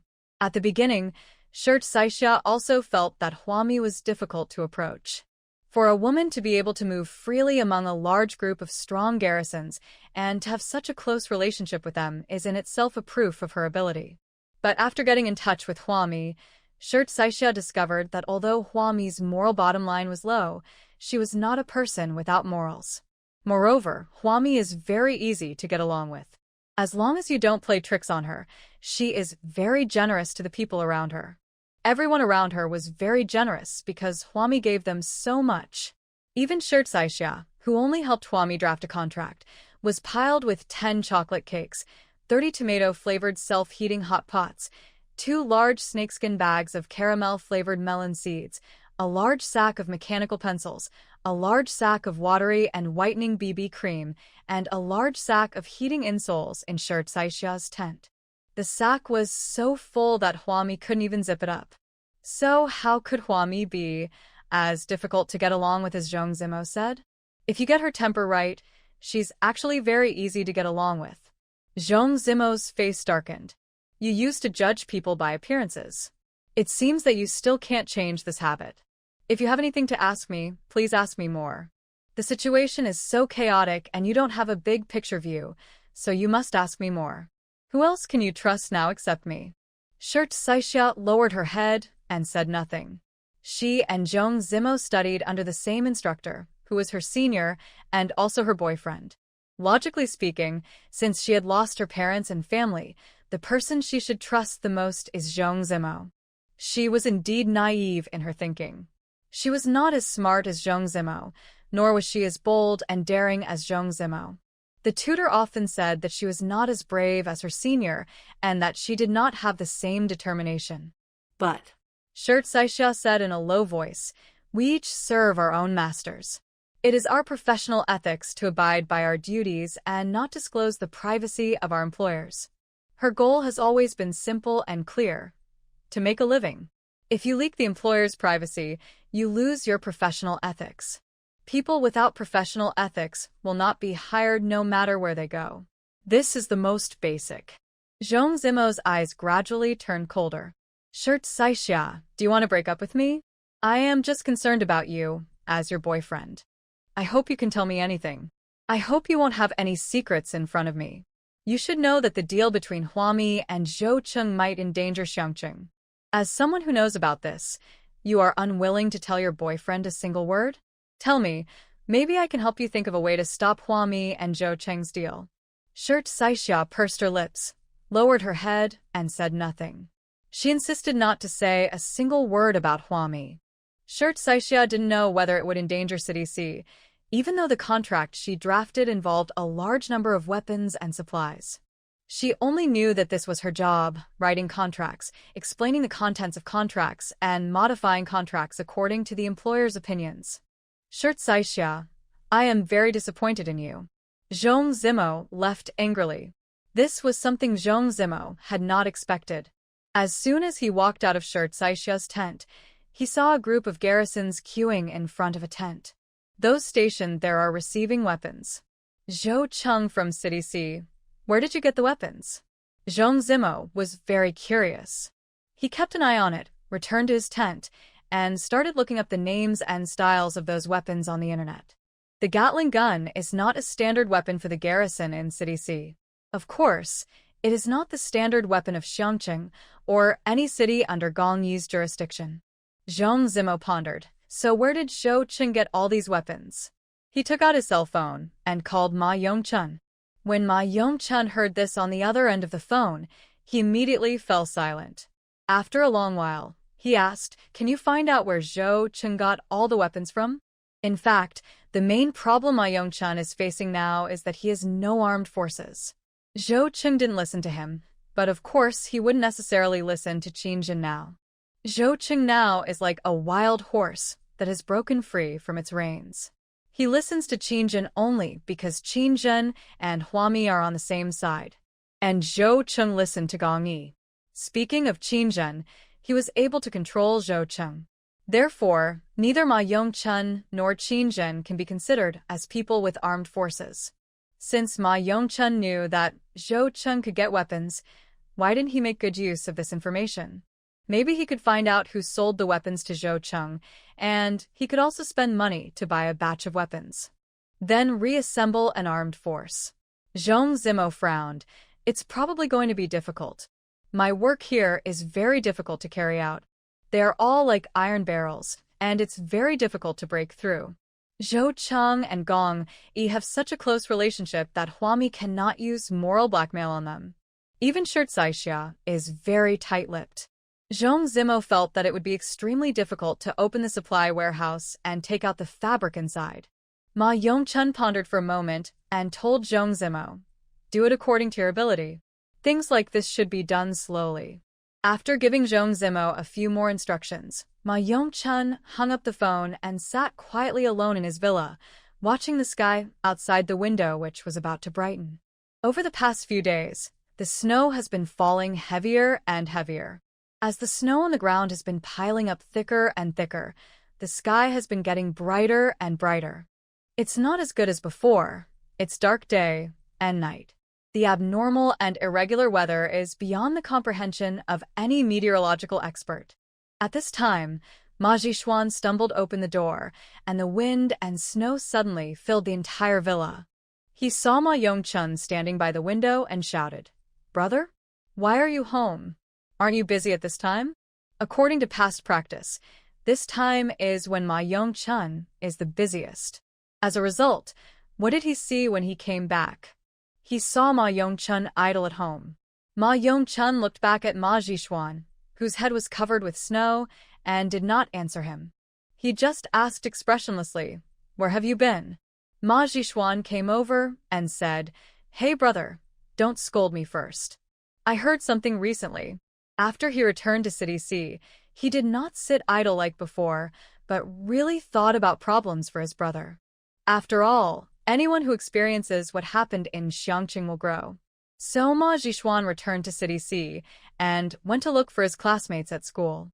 Those classmates have now formed a team and often travel between Xiangqing and City C. After all, there are a lot of supplies in Xiangqing now, and they can get some supplies from Xiangqing and sell them to City C. You can also find some supplies and drag them to Xiangqing to sell. Therefore, Ma Jixuan's team of classmates knew a lot of news about Xiangqing. I only heard Ma Jixuan say, "Brother, I heard that the child you and Qin Jin had is not dead and has never been dead." Ma Jixuan no longer calls Qin Jin sister-in-law. Qin Jin has divorced Ma Yongchun, so she is not worthy of Ma Jixuan calling her sister-in-law. So he called Qin Jin's name directly and said to Ma Yongchun, "Brother, you and Qin Jin had a falling out because of that premature baby. Now that the baby is fine, can't we just put this matter behind us? It's just a premature birth." Ma Yongchun frowned and looked at Ma Jixuan. He asked softly, "A child is born prematurely. Do you know what this means? This is a matter of a little life. If things go wrong, the child may be born prematurely and suffer from lifelong sequelae." Ma Jixuan said premature birth just? Even Ma Jixuan couldn't understand why Qin Jin would make such a fuss with Ma Yongchun over such a small matter. He felt it wasn't worth it at all. Sure enough, Ma Jixuan waved his hand without caring. It doesn't matter what it means. We have to look forward. Brother, I think it's better to take the child over. If Qin Jin makes trouble again, we can use the child to threaten her. Before he could finish his words, Ma Jixuan was slapped in the face by Ma Yongchun. Ma Jixuan covered his face. "Brother, what did I say wrong? I really care about your current situation." In the past, Ma Yongchun was the top leader of City C, and Ma Jixuan was treated with courtesy wherever he went. Even after the disaster, People's attitude towards Ma Jixuan was almost the same as before. But ever since Ma Yongchun and Qin Zhen had a falling out, many people suddenly stopped buying into Ma Jixuan's ideas. Especially since Qin Zhen has led many projects, she will need a large amount of labor after cooperating with Huami. Many of the management levels in City C listen to Qin Zhen. For many things, the administrator does not go directly to Ma Yongchun, but directly to Qin Zhen, which results in Ma Yongchun being extremely idle now. We finally negotiated a material exchange business with City D, but the project came to a standstill because the material warehouse could not be opened. Ma Jixuan felt aggrieved for Ma Yongchun. So what's wrong with Ma Jixuan threatening Qin Zhen with the child and asking him to stop? Ma Yongchun was so angry that his face turned blue. Do you know that my son is only 1 month old? If you bring such a young child to City C in such bad weather, he will die. The city was blocked by heavy snow and City C was almost buried in the snow. Did Ma Jixuan consider these environmental factors? He didn't. He was naive and took it for granted that he wanted to bring Qin Jianqiang to City C. This idea is quite dangerous. Without waiting for Ma Jixuan to refute, Ma Yongchun grabbed Ma Jixuan's collar and said, Ma Jixuan, can you please be quiet for a few days? Don't cause trouble for me again and again. My son is in Xiangqing. You are not allowed to touch him. If I find out that you have touched him, Ma Jixuan, I will really kill you, really. He had never said such harsh words to Ma Jixuan, and even the look in his eyes when he looked at Ma Jixuan was full of murderous intent. This murderous intent stunned Ma Jixuan, and he was unable to react for a while. Is it that serious? He and Ma Yongchun have been dependent on each other for more than 10 or 20 years, and the child named Qin Jinqiang has never met Ma Yongchun. Even the child doesn't have Ma Yongchun's surname. His surname is Qin, not Ma. Ma Jixuan felt that his brother was too emotional. He pushed Ma Yongchun's hand away and walked out of the house angrily. There was snow everywhere outside. If it weren't for their villa being located on a high ground, it would have been buried by now. Just after Ma Jixuan walked aimlessly for a while, 2 men with tattoos on their bodies and faces reached out to stop Ma Jixuan. Master Ma, right? We have a brother who is now trapped in your C-City supply warehouse. I hope you can help and rescue our brother. The leading man said this. The tattoo on his face looked like some kind of ancient totem. It gives people a feeling that is not easy to mess with. Ma Jixuan wanted to bypass them and continue walking forward, but they twisted his wrist instead. It hurts, it hurts, it hurts. What do you want me to do?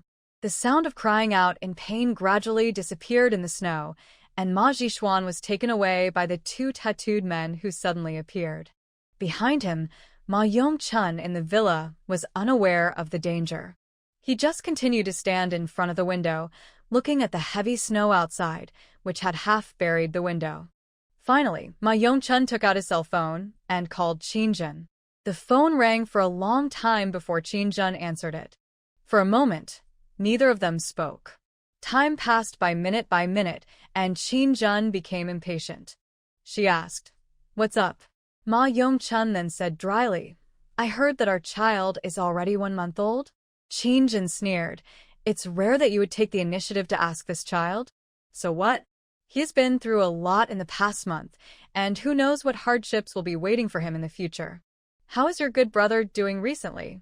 Is he eating well and sleeping well? Neonatal pneumonia, jaundice, and premature birth. Qin Jianqiang have all gone through it all. Just now, Xian Qiuru informed Qin Zhen that Qin Jianqiang has a fever again. Every time Qin Jianqiang fell ill, Qin Zhen would imagine a possibility. If the child was born naturally at full term, will his physique be better than it is now? Will it? Unfortunately, there is no if in this world. Being able to save Qin Jianqiang for a month is already a medical miracle. Qin Zhen never dared to ask for too much. Ma Yongchun opened his mouth. He knew that no matter how much he said at this moment, it would be in vain. At this time, he probably didn't even have the qualifications to ask to see the child. Just when Qin Zhen was getting impatient and wanted to hang up the phone, Ma Yongchun started again. "Qin Zhen, when did we become like this? Perhaps because he hadn't spoken to Qingzhen for a long time, Ma Yongchun opened up and talked about many things in the past. From the time they met, to the time they got married, to the time they handled all the big and small matters in City C together, they fought side by side, and together protected the economic myth of City C. He was originally a very capable person, but he failed miserably in the matter of Ma Jixuan. But apart from Ma Jixuan, Ma Yongchun and Qingzhen were actually very happy before. It was not until Ma Yongchun finished speaking that Qingzhen said indifferently, "The material warehouse cannot be opened. It's not that I don't want to open it, but the people inside are armed, and they locked themselves in." Ma Yongchun, you don't need to reminisce about the past with me here. You're telling me so much now, isn't it just because you want to take back the control of the material warehouse? Ma Yongchun was speechless. He was actually just simply chatting about the past with Qingzhen. But what's the use? Ma Jixuan is his biological brother, and his biological brother almost killed his and Qingzhen's child. This contradiction can no longer be reconciled. Ma Yongchuan's heart still ached until Qingzhen hung up the phone. He thought for a long time, called Zhong Zimo, and asked him to continue guarding in front of the supply warehouse. Ma Yongchun is leaving City C for a while. He is going to City D. One cannot put all one's hopes on a life-saving straw. Huami has a lot of supplies, but having another channel for supplies will only help City C. Zhong Zimo agreed on the other end of the phone, and Ma Yongchun said, "There are many things we need to learn from the management of City D." Without any help from anyone, they are almost able to open up the Xiangdi Expressway and the CD Expressway. This is their ability. I'm going to City D to investigate their management experience. I'll leave the warehouse to you. Once the warehouse is opened, you must grab the fabric first. Zhong Zimo agreed. He hung up the phone with Ma Yongchun, took out a notebook and opened it. It records all types of materials currently available in Xiangqing, as well as the import and export records of materials in each city before the disaster. Finally, Zhong Zimo made a bold guess. Huami has a weapon in her hand. Huami has a lot of supplies in his hands. Therefore, she has the ability to get so many supplies in such a disaster environment. Is it possible that she could also get a hold of a large number of weapons? A large number of weapons. So, does the contract that Shirt Saixia refused to reveal a word also involve weapons? Zhou Cheng's garrison lined up to receive new weapons. Were these new weapons provided by Huami? Zhong Zimo got excited after getting this guess. Just when he was about to call Ma Yongchun, an administrator suddenly came in and said, "Second Master Ma is here to deliver supplies." Because the supply warehouse could not be opened, Zhong Zimo and other administrators under Ma Yongchun could only have supplies delivered from outside. But I didn't expect that it was Master Ma too who brought people here personally. Zhong Zimo immediately went out with the administrator to meet them. He happened to run into Zhou Cheng, who was returning from patrolling the front line. Zhou Cheng stared at Zhong Zimo as if he was looking at the murderer of his father. So Zhong Zimo stopped and greeted Zhou Cheng. "Commander Zhou, look at the weather. It's so cold that it's fatal. Our people are here to bring me supplies. If you need anything, I'll bring it to you later."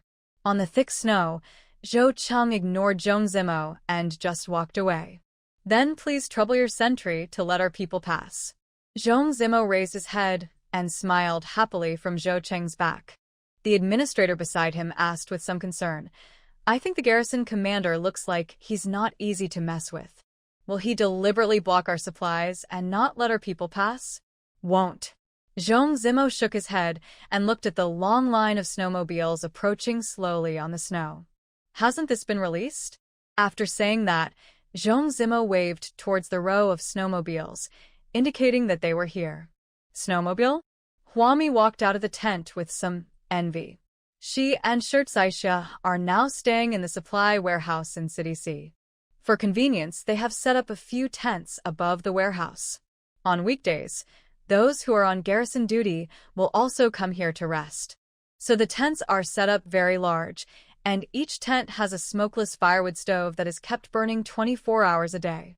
In this abnormally cold weather, a warm tent will double one's sense of happiness. Huami took the telescope from Shirt Saixia and said, "I wish I had a snowmobile." I remembered that Huami simply upgraded her level 17 factory to a level 18 factory. Level 18 factory.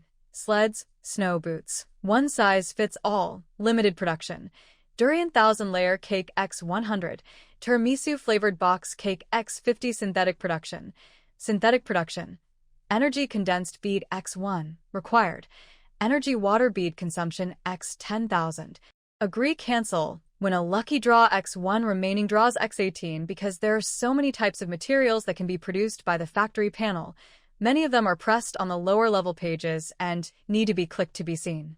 Huami casually clicked on the limited production and saw that 90,000 servings of semi-finished sauerkraut fish could be produced at one time, so she didn't look closely at the other types of food. As for limited production, she would wait until the factory was upgraded before producing all of them. Then there are the types of materials that are fixed for production. Although her prayers were not answered and she was not given a snowmobile, she was able to produce sleds and snow boots. Then click on the subpage of snow boots, one size, and there are men's shoes, women's shoes, girls' shoes, boys' shoes, and various sizes to choose from. Huami immediately produced X100000 for each style of snow boots. She found an opportunity, looked through binoculars at the long row of snowmobiles parked outside the warehouse under the snow, and called Chi-Chuan. Huami told Chi-Chuan that Brother Fan was hiding in the supply warehouse and asked Chi-Chuan to bring some food supplies over. By the way, I'll also bring a batch of snow boots to sell. Ikegawa responded without asking any further questions. However, Shirt Saixia, who was beside Huami, checked the inventory list of the Sea City supply warehouse and said, "Ami, there are no snow boots in our Sea City supply warehouse. How should Chi-Chuan be dragged?" Huami did not answer Shirt Saixia, but continued to look at the door of the material warehouse. Ma Jixuan led a group of people down from the snowmobile. She watched them carrying the large and small bags of things downstairs, frowned and asked, "Ma Jixuan is planning to take this group of people and stay here?" "What?" Shirt Saixia stood in the snow, shielding his eyes with his hands. "Why do I always feel that this second young master Ma has no good intentions? Isn't it just delivering supplies? Why are there so many people?" A snowmobile is not very big, but this time Ma Jixuan brought 20 snowmobiles, each of which was filled with packages of supplies. Including those who were transporting supplies, there were a total of about 50 men, all of them tall and strong. They were honest and just moved all the supplies into the tent. They also quietly set up a few large tents next to Zhong Zimo's tent. Huami looked at how efficiently these people worked. She said to Shirt Saixia, "It's hard to say. Go inform Zhou Cheng and tell him to be careful. I think these men don't seem easy to deal with." How to say it? Actually, Huami can't really explain it. These men were all wearing tattered thick coats, although they were all tall and strong. But in this extreme environment, management will not hire weak men to work.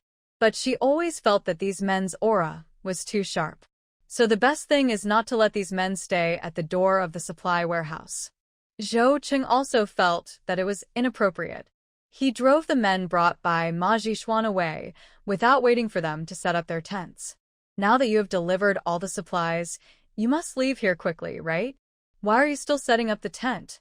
Ma Jixuan shrank forward and said to Zhou Cheng with a pale face, "It's so cold now, and everyone is exhausted.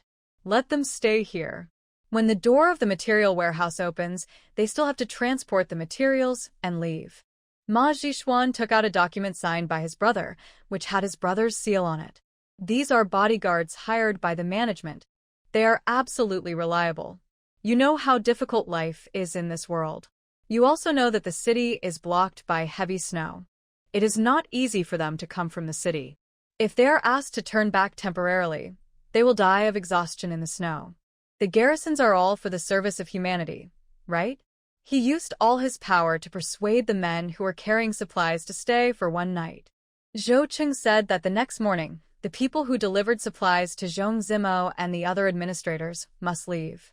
Zhong Zimo, who was standing by, saw Zhou Cheng leave.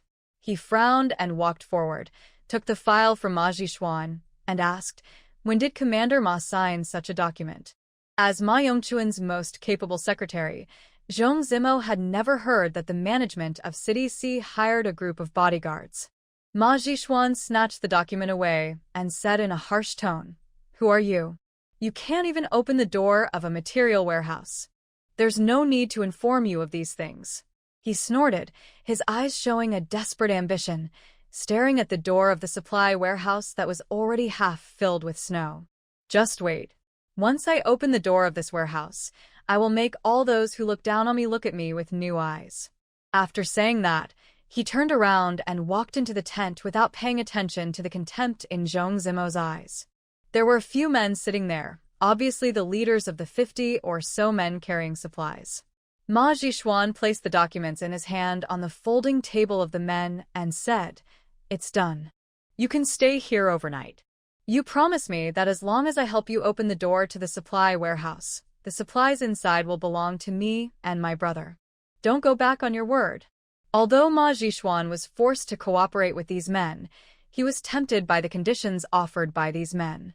Their brothers were trapped in the supply warehouse, and all they had to do was rescue their brothers. What Ma Jishuan wanted were the supplies in the warehouse. So they each get what they need. Several men sitting in the tent were cleaning their guns.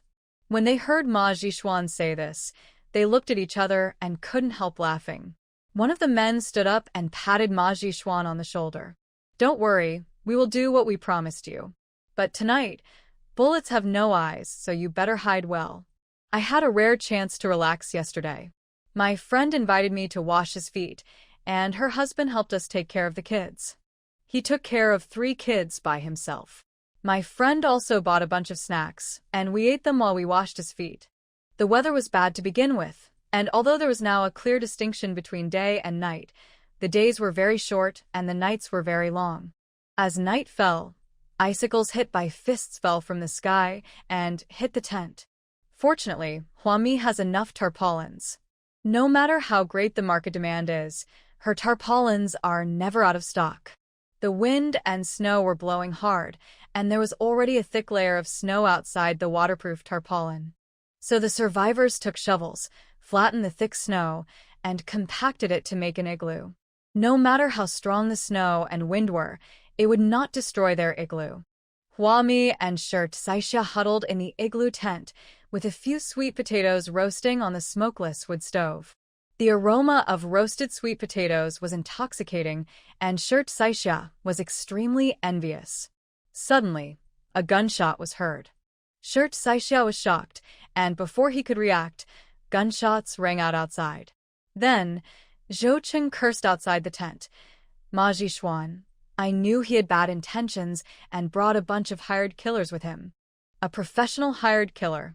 The garrison outside quickly assembled. Huami's heart skipped a beat. Seeing Shirt Saixia standing up to leave, she quickly reached out and dragged Shirt Saixia back to sit down.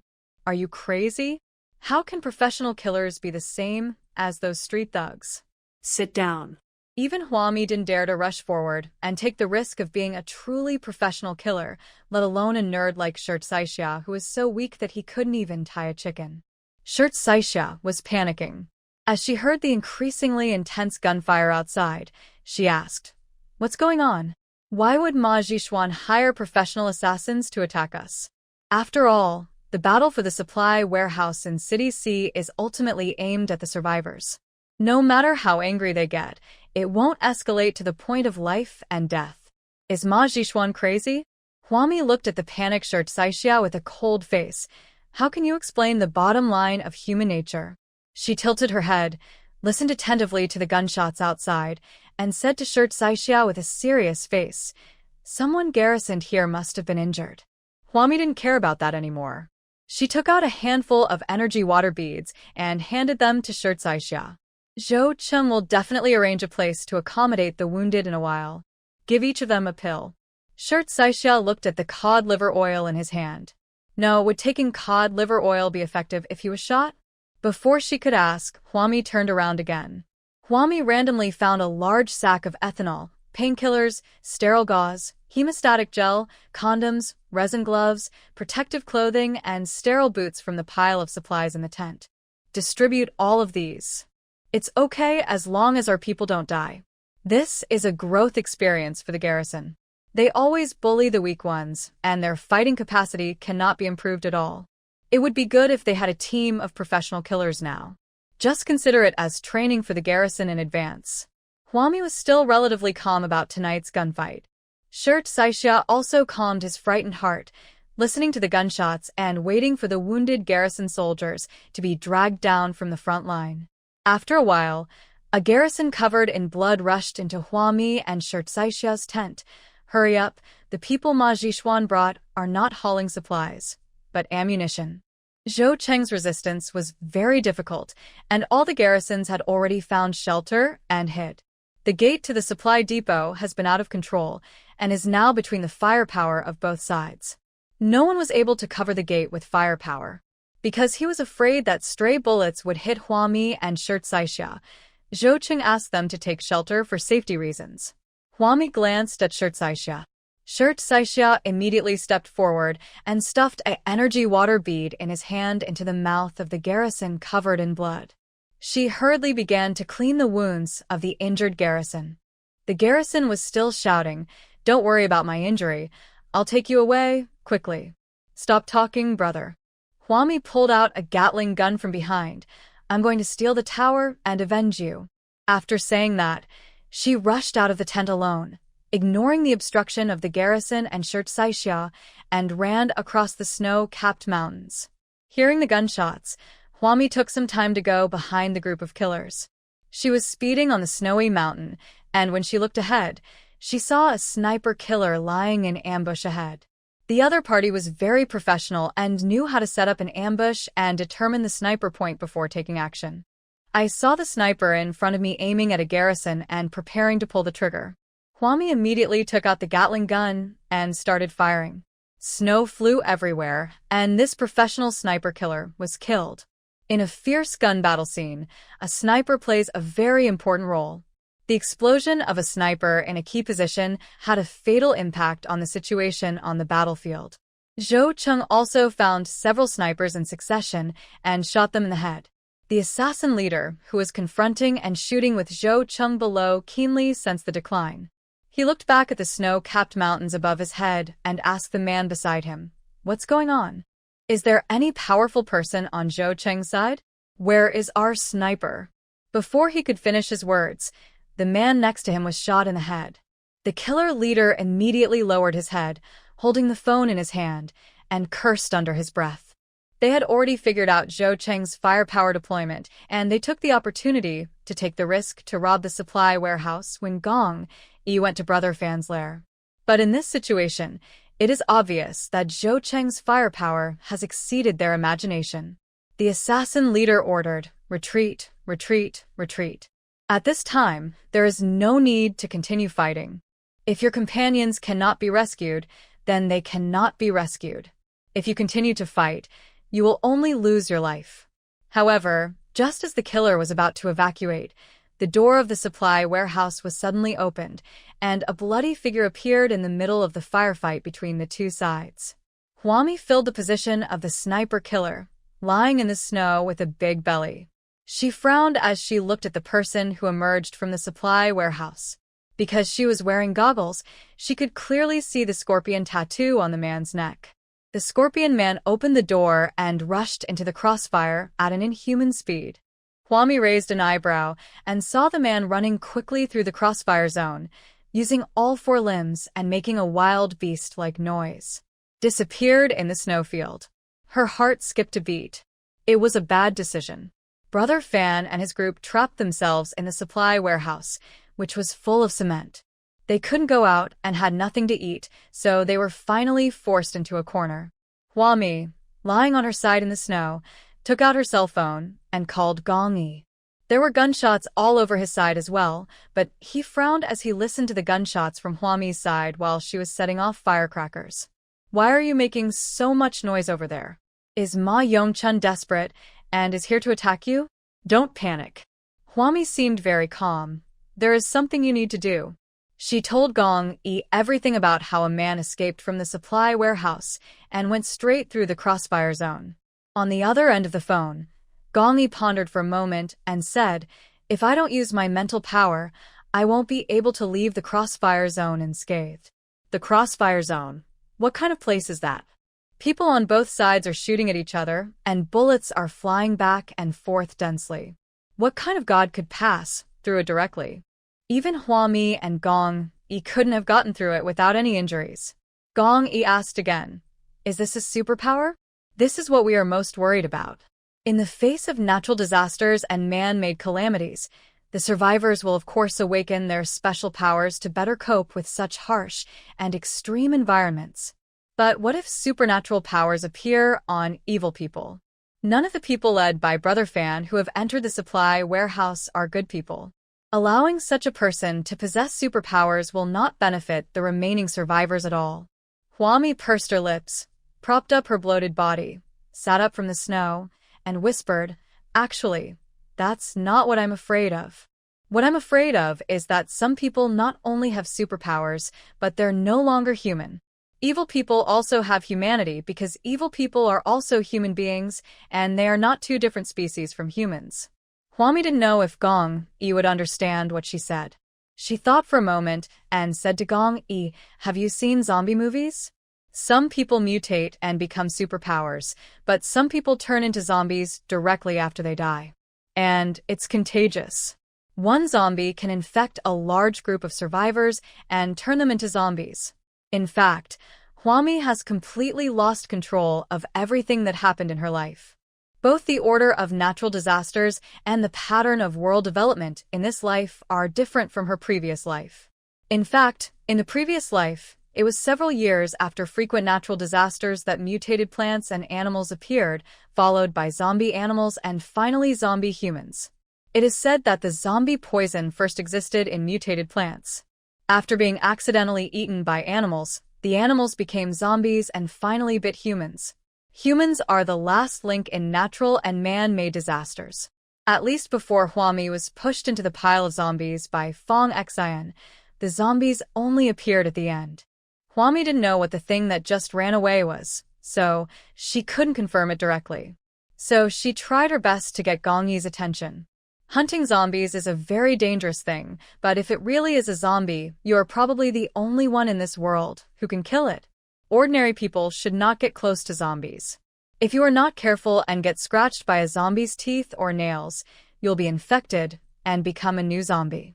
Therefore, Gong-Yi's mental ability can be more useful at this time. Okay, I'll go search for that thing right now. Gong-Yi became more and more solemn. He waved his hand and withdrew his troops, no longer pursuing the remaining forces of Brother Fan. Because no one knew where the Scorpion Man had run off to, on the vast snowfield, fist-sized snowballs fell down, which could cover up a person's tracks in just a dozen minutes. Therefore, Gong-Yi cannot take risks with ordinary garrisons. He arranged all the garrisons, returned to the supply depot in City C, and began to trek across the snowfield alone. The incident happened suddenly, and Zhou Chung and others originally wanted to continue chasing the retreating killers. But Hua-Mi stopped him. At this time, ordinary people who are alone are in great danger. It was very quiet in front of the supply warehouse, and the blood on the ground had been covered by the snow. The bodies of several killers were carried up and placed side by side in the open space in front of the supply warehouse.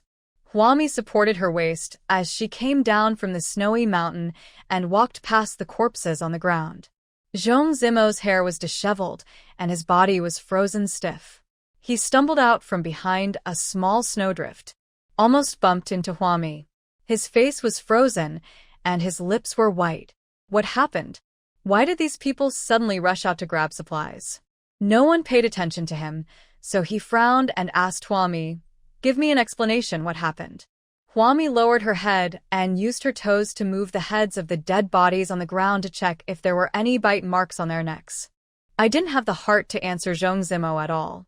After experiencing this sudden change, Zhong Zimo became very excited. Seeing that Hua-Mi ignored him, no one among the guards around answered him. The several secretaries who came with him were all killed or injured in the hail of gunfire. Shirt Saixia was seen coming down from the opposite mountain again. Zhong Zimo got furious. He strode directly to Shirt Saixia and shouted angrily, "What on earth are you doing? Do you know what just happened? Where have you been? Who on earth are you following? Women like Huami, with a big belly, would fiddle with a corpse with their feet. Not afraid at all.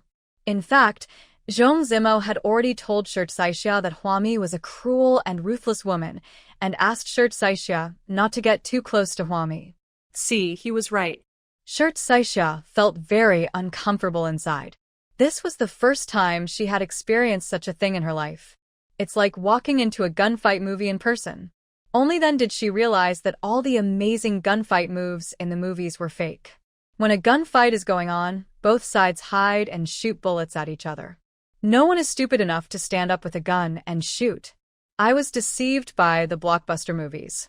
Well, actually this is not the point. The main reason why Shirt Saixia was upset was that it was the first time she saw the garrison covered in blood. So many garrisons, some with more than one bullet in their bodies, were carried in front of her. She is a little secretary who can only read, and she has been saving people non-stop. But the garrisons, after taking cod liver oil, took a short rest. As soon as they recovered a little strength, they would pick up their guns and go back to fight the group of killers. Shirt Saixia couldn't stop her, just like she couldn't stop Huami. She didn't stop a single garrison. Until now, Shirt Saixia has not reacted. Why were these garrisons clearly suffering from such serious gunshot wounds and still had bullets in their bodies? Why did he go back to join the war without hesitation? She stared blankly at the furious Zhong Zimo in front of her and suddenly felt that this man was so strange. After Shirt Saixia experienced a tragic and bloody rescue and witnessed one injured garrison after another, he returned to the battlefield at the risk of his life. She suddenly felt that Zhong Zimo was a very narrow-minded person. Let's break up. Shirt Saixia looked at Zhong Zimo calmly.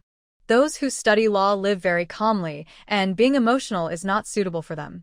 Therefore, once the gap between each other's vision and cognition gradually widens, breaking up is the best way to stop the loss in time.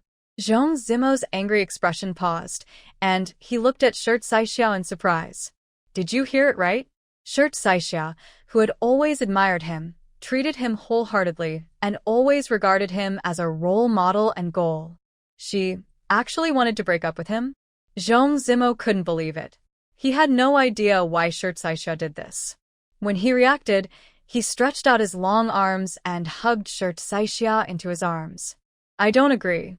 I was just too anxious and stimulated by the gun battle. I didn't mean to yell at you. I know that this position has caused confusion and instability in our relationship. We haven't positioned ourselves correctly, and we haven't really separated public and private matters. This is just a little difficulty in our relationship. It won't be a problem. We are both calm, and we just need to correct our mistakes right now. Well, you resign, and I will arrange a new position for you here with Commander Ma, so that there will be no antagonism between us. Shirt Saixia listened to Zhong Zimo calmly. She pursed her lips and broke free from Zhong Zimo's arms. I really like my current job. In fact, I suddenly realized that my job is so meaningful. She thought that she couldn't explain to Zhong Zimo that some things had gone beyond the scope of money, material things and power, and filled Shirt Saixia's heart. Being with Zhong Zimo, he could no longer lead her forward, but instead lowered her vision. She still chose to break up, but Zhong Zimo disagreed.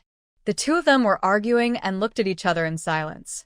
When gentlemen quarrel, it is always a silent battle. Zhou Cheng, who had just finished counting the wounded, cried out in pain while sitting in a distant tent. Oh, it hurts so much. Someone come and help me. A small garrison in the tent came over hurriedly. Zhou Cheng glared at him. He shrank back and ran out of the tent without helping. Zhou Cheng in the tent continued to shout, I'm injured, I've been shot. I'm dying. No one is helping me. Shirt Saixia couldn't stand it anymore, so he turned and went into the tent and asked coldly, How can I help you? Really, she was breaking up with her boyfriend. Why was Zhou Cheng yelling at this time? Zhou Cheng stretched out his hand tremblingly, weakly, as if he was going to see the king of Hades in the next moment. Help me. I want to go to the supply warehouse to see. I can still fight. Shirt Saixia took a deep breath, but still helped the trembling Zhou Cheng up, stepped on the thick snow, and walked towards the supply warehouse step by step. If it was Zhong Zimo, She didn't speak to him. She was stubbornly deadlocked and stubbornly in the Cold War. In the open space at the entrance of the material warehouse, Huami had already finished checking the bodies of the killers. Turning around, she saw Zhou Qing being supported by Shirt Saixia, walking towards them with 1 foot deep and 1 foot shallow. She looked at the gunshot wound on Zhou Qing's shoulder. These bodies must be dealt with as soon as possible, otherwise it will be very dangerous to leave them outside. Huami told Zhou Qing that although she did not find any signs of scratching or biting on the bodies, but it is better to be safe than sorry. No one can predict what will happen. If you come across a dead body, get rid of it quickly, otherwise the body will become a corpse if left there. Zhou Qing had no objection to this, and asked his garrison to put all the bodies on the ground in a remote place, waiting for Huami to cremate them. Supported by Shirt Saixia, he walked into the supply warehouse with Huami. There were already garrisons cleaning up the place, and they dug out a pile of bones. Looking at the pile of bones with clothes and flesh still hanging on them, Shirt Saixia turned around and couldn't help vomiting. Even Zhou Qing had some difficulty adapting. Are these people really cannibalizing each other in here? This is crazy. If they surrendered and put up a white flag, wouldn't the garrison consider it? Those who deserved death would be executed, but if the crime was not punishable by death, the garrison would not kill people when the other side had surrendered. Why must it get to the point where people eat each other? And it's only been a few days. Huami was looking at the pile of bones on the ground. She was almost 90% sure that the thing that ran out of the supply warehouse was no longer human. Where can a human being eat people so cleanly? This is without any psychological burden and not picky at all. But we can only know what it is after we catch it. Huami turned around, with her back to the pile of bones, and said to Zhou Qing, "I'll get you some ethanol, as well as resin gloves, protective clothing, and sterile boots. You clean this warehouse from top to bottom. To be on the safe side, all the cement in this warehouse should not be used." Fortunately, the cement that Huami put in was produced in unlimited quantities in a level 18 factory. Now it is being sent back to a medium-sized recycling station for destruction, and Huami doesn't feel bad about it. Just produce a new batch of cement. Things proceeded step by step according to the procedures. Huami called Gong Yi and asked him to arrange all the garrisons. From today on, all garrisons must wear protective clothing. This is no joke. If they encounter that monster, today's protective clothing may be able to save the lives of a large group of garrisons. Gong Yi agreed, and while searching for the monster on the snowy plain, he called several garrison captains under his command to give instructions. At the same time, he did not forget Zhou Qing. Zhou Qing didn't ask any more questions. He listened to Gong Yi very much and did whatever Gong Yi told him to do, even though Gong Yi said that from today onwards, all garrisons had to wear protective clothing. Zhou Qing didn't think there was anything wrong. Fortunately, Huami asked Qichuan to deliver enough supplies. More than a dozen large trucks were parked on the Hunan Sea Expressway, not far from the Sea City supply warehouse. Just when all the garrisons were nervously protecting themselves, the isolated and helpless Zhong Zimo discovered that Ma Zhishuan was missing. He called Ma Yongchun, who had already arrived at the CD Expressway at that time. After hearing what Zhong Zimo said, Ma Yongchun raised his hand and asked the driver to stop. He frowned at Zhong Zimo and said, "I didn't ask Ma Zhishuan to take his bodyguards to rob the Sea City Material Depot. All this was Ma Zhishuan's own decision." In the back seat, Ma Yongchun lowered his head and pinched his brows, then asked, "There was no trace of Ma Zhishuan at the scene, nor was there his body?" After receiving Zhong Zimo's denial, Ma Yongchun sighed tiredly. "Then I'm afraid he was taken away by that group of killers. In extreme environments, there are actually ways for people to survive. If things weren't so complicated, we could still find a smooth path if we sorted them out bit by bit. But the problem is that once the environment becomes bad, everything will become a mess. At least for Ma Yongchun, he can only go back to City C to find Ma Zhishuan. If Ma Zhishuan were allowed to stay with that group of killers, who knows how much trouble it would cause in the future." Before returning to City C, Ma Yongchun called Qinjun and said, "The cotton from City D can be exchanged." You still have to find a way to facilitate this transaction. You also know that the world is getting more and more difficult. It is too risky for City C to put all our hopes on Xiangqing and buy all the supplies from Xiangqing. Qin Jun was busy on the other end of the phone. She was going to see her son. Her son's fever finally subsided a few days ago, but today he is said to have a fever again. A baby who is just over 1 month old, and a premature baby is so fragile. After hearing what Ma Yongchun said, Qin Jun nodded twice and didn't take it to heart. Just as she was about to hang up, Ma Yongchun said hurriedly, Qin Jun. Qin Jun stopped the action of hanging up the phone and frowned as he looked at the time of Ma Yongchun's call. After 10 seconds, Ma Yongchun said solemnly, nothing, hang up. During the whole process, he did not mention Ma Jixuan again, nor did he ask Qin Jun to forgive Ma Jixuan for what he had done.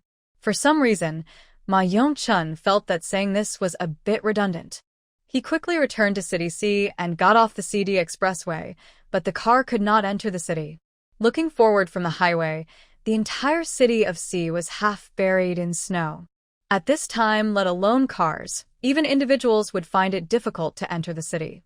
Ma Yongchun and the driver got out of the car in disbelief, looking at City C, which they had just left 2 days ago, and saw that it had become like this in just 2 days. There is no one to shovel snow in their City C. Ma Yongchun hurriedly called Zhong Zimo and asked what was going on. Why didn't City C arrange a tow removal team to shovel snow? Zhong Zimo began to explain with a headache. Until now, the management of City C has not attached importance to urban clearance. At the beginning, a clearance team was arranged to clean up the earthquake garbage. Later, because the terrain of City C was very high, the jelly water flowed to Xiangqing. After the city's earthquake debris was cleared, the management never managed the city's clearance team again. Since the frequent natural disasters, the management has been overwhelmed with things to do. I don't know when all the members of the clearance team were disbanded. It is said that in order to make a living, they have all joined in the clearance of Hunan Sea Expressway. Now most of the people in the Sea City clearance team are clearing the last remaining obstacles on the Hunan Sea Expressway.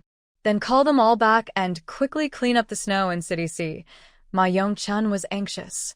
In just 2 days, half of City C was buried in snow. In another 2 days, City C would disappear from the map. This matter is extremely urgent. Zhong Zimo answered awkwardly. We can't call them back. Huami paid them too much. It is said that after they finish clearing the remaining obstacles on Hunan Sea Expressway, they will stay on this expressway to clear the snow. They have been hired by Huami on a long-term basis to ensure the smooth operation of the Hunan Sea Expressway and to carry out rescue work. In terms of material reserves, no matter how much supplies City C has, it cannot compete with Huami.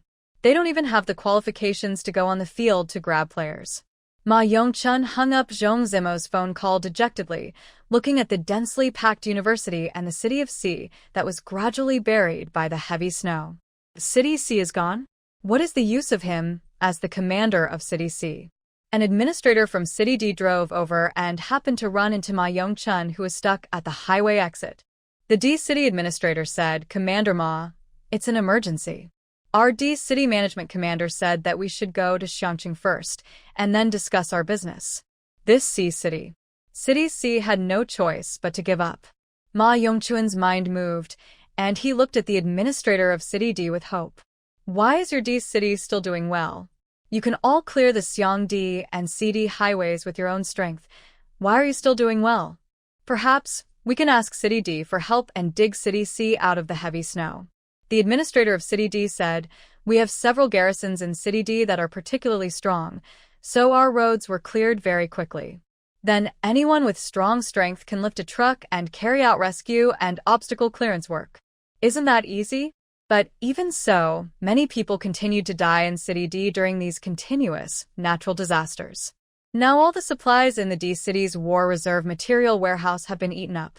The most urgent thing is winter clothes and supplies. They cleared the Xiang D and CD highways at the same time, intending to take a two-pronged approach and obtain life-saving supplies from these two cities with the most abundant supplies. As a result, City C is in this state now, and the only city that can save City D is Xiangqing. Ma Yongchun looked unhappy. There was no one with great strength in his city C. Is God going to destroy City C? He could only walk towards Hunan Sea Expressway with a pale face along with the administrator of City D. Ma Yongchun was in a bad mood throughout the journey in the car. He kept reviewing his management. He couldn't accept that City C was destroyed so easily. Suddenly, the driver in front said, "Commander, look." Ma Yongchun and the D City administrator simultaneously looked out the window, where the driver pointed. Since we set foot on Hunan Sea Expressway, there is an ice house every kilometer. It is said that there's a thick layer of snow on the outside of the waterproof tarpaulin, and the survivors simply used this thick layer of snow to build an igloo. These igloos were built bigger and bigger, with smokeless wood-burning stoves inside, a small shop with hot water and hot food. Along the way, there were survivors from City C, trudging along the Hunan Sea Highway. Fortunately, when you are tired, you can take a rest in the warm igloo, buy a pair of snow boots, and drink a cup of hot water. If you want to eat other food but don't have money on you, don't worry. The tow truck team on Hunan Sea Expressway is recruiting a large number of people all the time. If you are willing to sell your labor and clear the snow on this road, you can have 3 hot meals for free and sleep in a warm igloo. The conditions are not bad, but you will definitely not freeze or starve to death. The D City administrator, who was in the same car with Ma Yongchun, was amazed when he saw this. "I must report everything I saw to my commander." He turned around and said to Ma Yongchun, "I heard that you, City C, had foresight and did not waste more manpower and resources in your City C. Instead, you moved closer to Xiangqing in advance and used multiple collaborations to transfer a large number of survivors from City C to Xiangqing. You are right. Although City C was buried in snow, not many survivors died. Like the administrator of City D and Ma Yongchun, the group of killers who were fleeing with Ma Zhishuan were also shocked by the ice houses on Hunan Sea Expressway. They put away their weapons, took Ma Zhishuan with them, disguised themselves as ordinary survivors, and rested in an ice house. It is very common to see survivors gathered together in groups in this world, so such a group of men who are not easy to mess with have not attracted much attention. Everyone is busy with their own survival, and no one would care about so many other things. The leader of the assassins winked at his men, and several assassins stood up and dragged the shivering Ma Zhishuan out of the warm ice house. There were several garbage trucks parked on the side of the road, all covered with snow. The killer's hand was too strong, and Ma Zhishuan couldn't stand up for a while. He cursed loudly, "You rascals! My brother is the chief administrator of City C. How dare you do this to me?"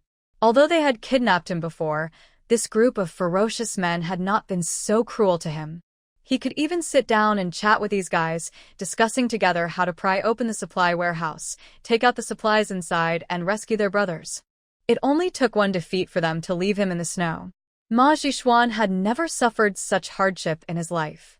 The leader of the assassins, Sori Vasily, wearing a felt hat, pushed aside a few burly assassins and appeared in front of Ma Zhishuan. He squatted down and patted Ma Zhishuan's face with his tattooed fingers. "Hey, wake up from your dream, boy." Ma Zhishuan was sitting in the snow. He was shocked and raised his hand to open Vasily's hand.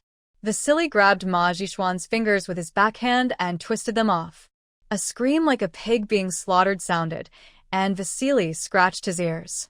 "I don't like nonsense.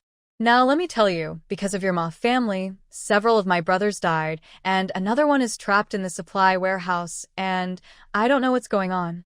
During the exchange of fire, a bear or something ran out of the supply warehouse.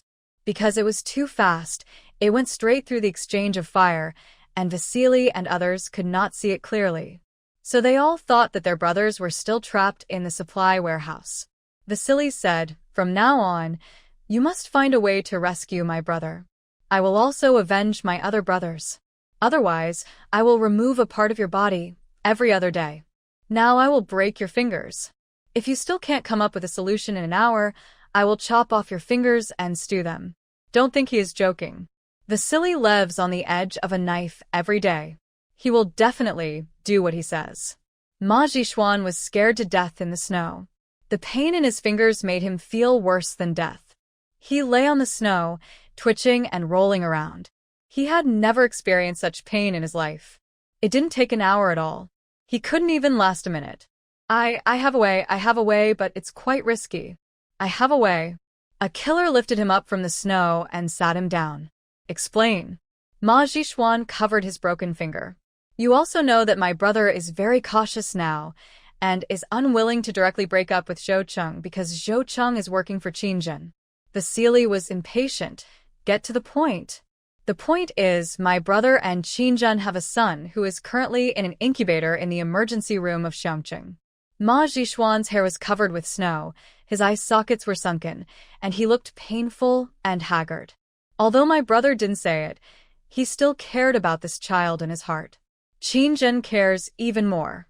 For this child, she can fall out with my brother and even go through so much trouble, all for the sake of revenge for this child.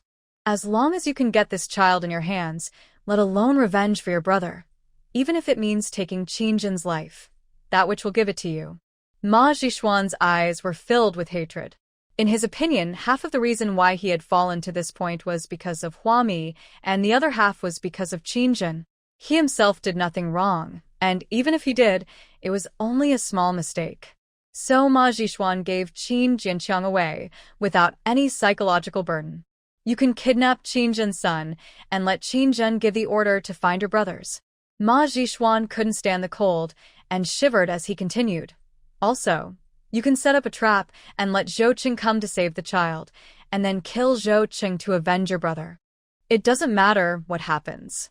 As long as you have this child in your hands, it will be enough for you to vent your anger. Vasily squatted in the snow, raised his hand, and slapped Ma Jishuan.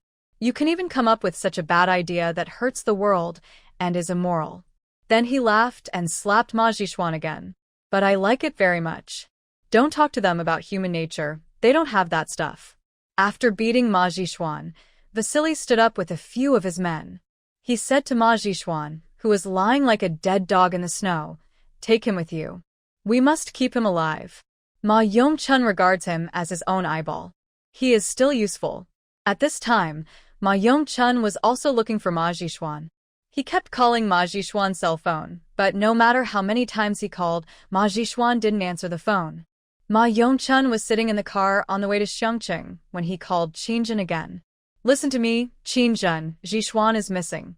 At this time, Qingjin had already reached the outside of the incubator. She frowned as she looked at her son, who was shaking his little head inside the incubator, and said to Ma Yongchun on the phone, "He is not a child anymore. He is responsible for his own actions. And I can't do anything about it now." Before Ma Yongchun called her, Qingjin had already learned from Shirtsaixia that Ma Jishuan had let a wolf into the house, and the City material warehouse was almost robbed. Qingjin didn't need to repeat to Ma Yongchun the seriousness of this problem, as Ma Yongchun himself knew it. It sounds light, but the people guarding the supply warehouse are real people. If the supply warehouse is captured, it means that Zhou Cheng and other garrisons guarding the warehouse will all die. The lives of more than 50 garrison soldiers would not be enough to compensate for the loss of Ma Jishuan, let alone his disappearance. Even if he died, it would not be enough to compensate for the loss. Ma Yongchun was silent for a long time on the other end of the phone before he said dryly, "I still hope to get him back. I know he made a big mistake this time, but as his brother, it's my fault for not disciplining him. Qingjin, if you see him, spare his life if possible." Ma Yongchun pleaded, "I know I am sorry for you, but since I married you, I have never been indecisive. I am loyal to my marriage and our children, and I sincerely want to be a good husband and a good father." He knew that Ma Jishuan had made an unforgivable mistake, so Ma Yongchun did not ask for anything else. As long as he is alive, it's fine. Broken arms and legs, anything is fine. As long as he is alive, that's fine. Qingjin listened calmly and said on the other end of the phone, "Ma Yongchun, I know that no matter how much I say, it will be redundant now, but considering your brother's level of affectation, do you think that if he really came to Xiangqing, he would quietly appear in front of me and allow me to let him go? No one knows where the killers will take Ma Jishuan. But now the city is blocked by heavy snow, so we have to go to either City D or City Xiang. Several killers died this time. That group of killers will not let it go, and will come out to take revenge sooner or later. And when Ma Jishuan appears again, he will definitely not be changing his ways and making peace with Qin Zhen and others.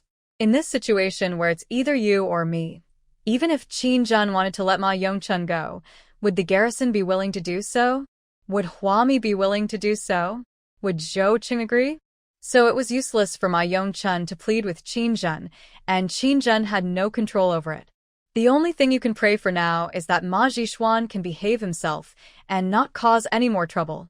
After saying this, Qin Zhen hung up the phone with Ma Yongchun. She bit her lower lip and thought for a long time, and finally put Ma Yongchun's phone number and all contact information on the blacklist.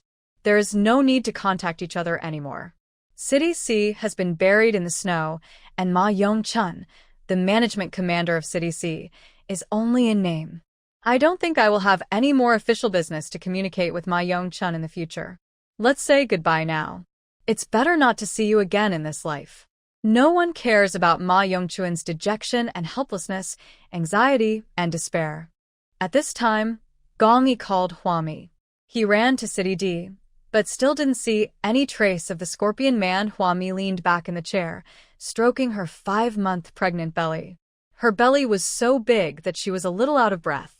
She frowned and said, "This kind of monster must be eaten. He will go to the most popular place. If he doesn't go to D City, then he will go to Xiang City." The snow was too heavy and the monster was moving too fast, so even Gong Yi couldn't find it. Sending people to look for it would be in vain. Huami sighed. There is no other way now. We can only defend humanity's own fortress. It's very troublesome. There are so many survivors outside the city, and they are almost all unprepared. If they are targeted by this monster, they will be killed with almost one shot.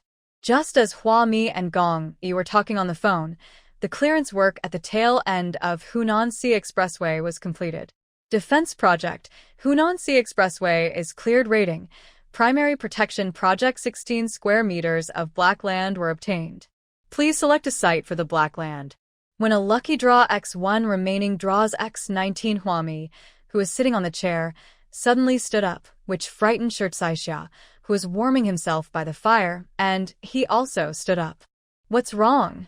Ami, are those killers back again?" Huami shook her head and said to Shirt Saixia, "I have to go back to Xiangqing." She hung up Gong Yi's call, walked out of the tent, came to the front of the Sea City material warehouse, and cut out 1 square meter of the newly acquired 16 square meters of black soil. It was placed directly at the door of the material warehouse. Then I opened the interface for her to produce teleportation tickets, and sure enough, there was City C, Material Depot 1,888 yuan. Exchange. Now Huami used the money to exchange for a stack of Xiang City Watchtower teleportation tickets and handed them to Zhou Cheng, who came forward. "If there is any danger that you can't handle, tear up the tickets in your hand immediately. I'm not kidding you. I have to leave here." She was afraid that after she left, the Scorpion Man would come back here and eat Zhou Cheng and the other garrisons. Now that City C has been sealed off, all the survivors in the city have gradually moved to Xiangqing. So City C became a city with only a name, but disappeared in the snowfield. Gong Yi asked Zhou Cheng to withdraw all the garrisons that were maintaining order inside and outside City C. There are currently 1,500 troops stationed near the Sea City Supply Depot. This is also a considerable popularity. There is no guarantee that the Scorpion Man will not be able to find food in the snow and run back to attack Zhou Cheng and others. So Huamidi had to leave Zhou Cheng and his men away to retreat. Leaving a teleportation point here will also ensure that it will be convenient to come back later. After explaining all this, Huami asked Shirt Saixia, without caring what Zhou Cheng thought, "Do you want to stay here or go back to Xiangqing with me?" As he said this, Zhong Zimo also walked forward. Zhong Zimo said to Shirt Saixia, "Come with me to find Commander Ma." "I'll go with you," Shirt Saixia said to Huami, ignoring Zhong Zimo. Zhong Zimo's face turned quite ugly. But he had no status in front of Huami and had no say. Huami didn't even look at Zhong Zimo.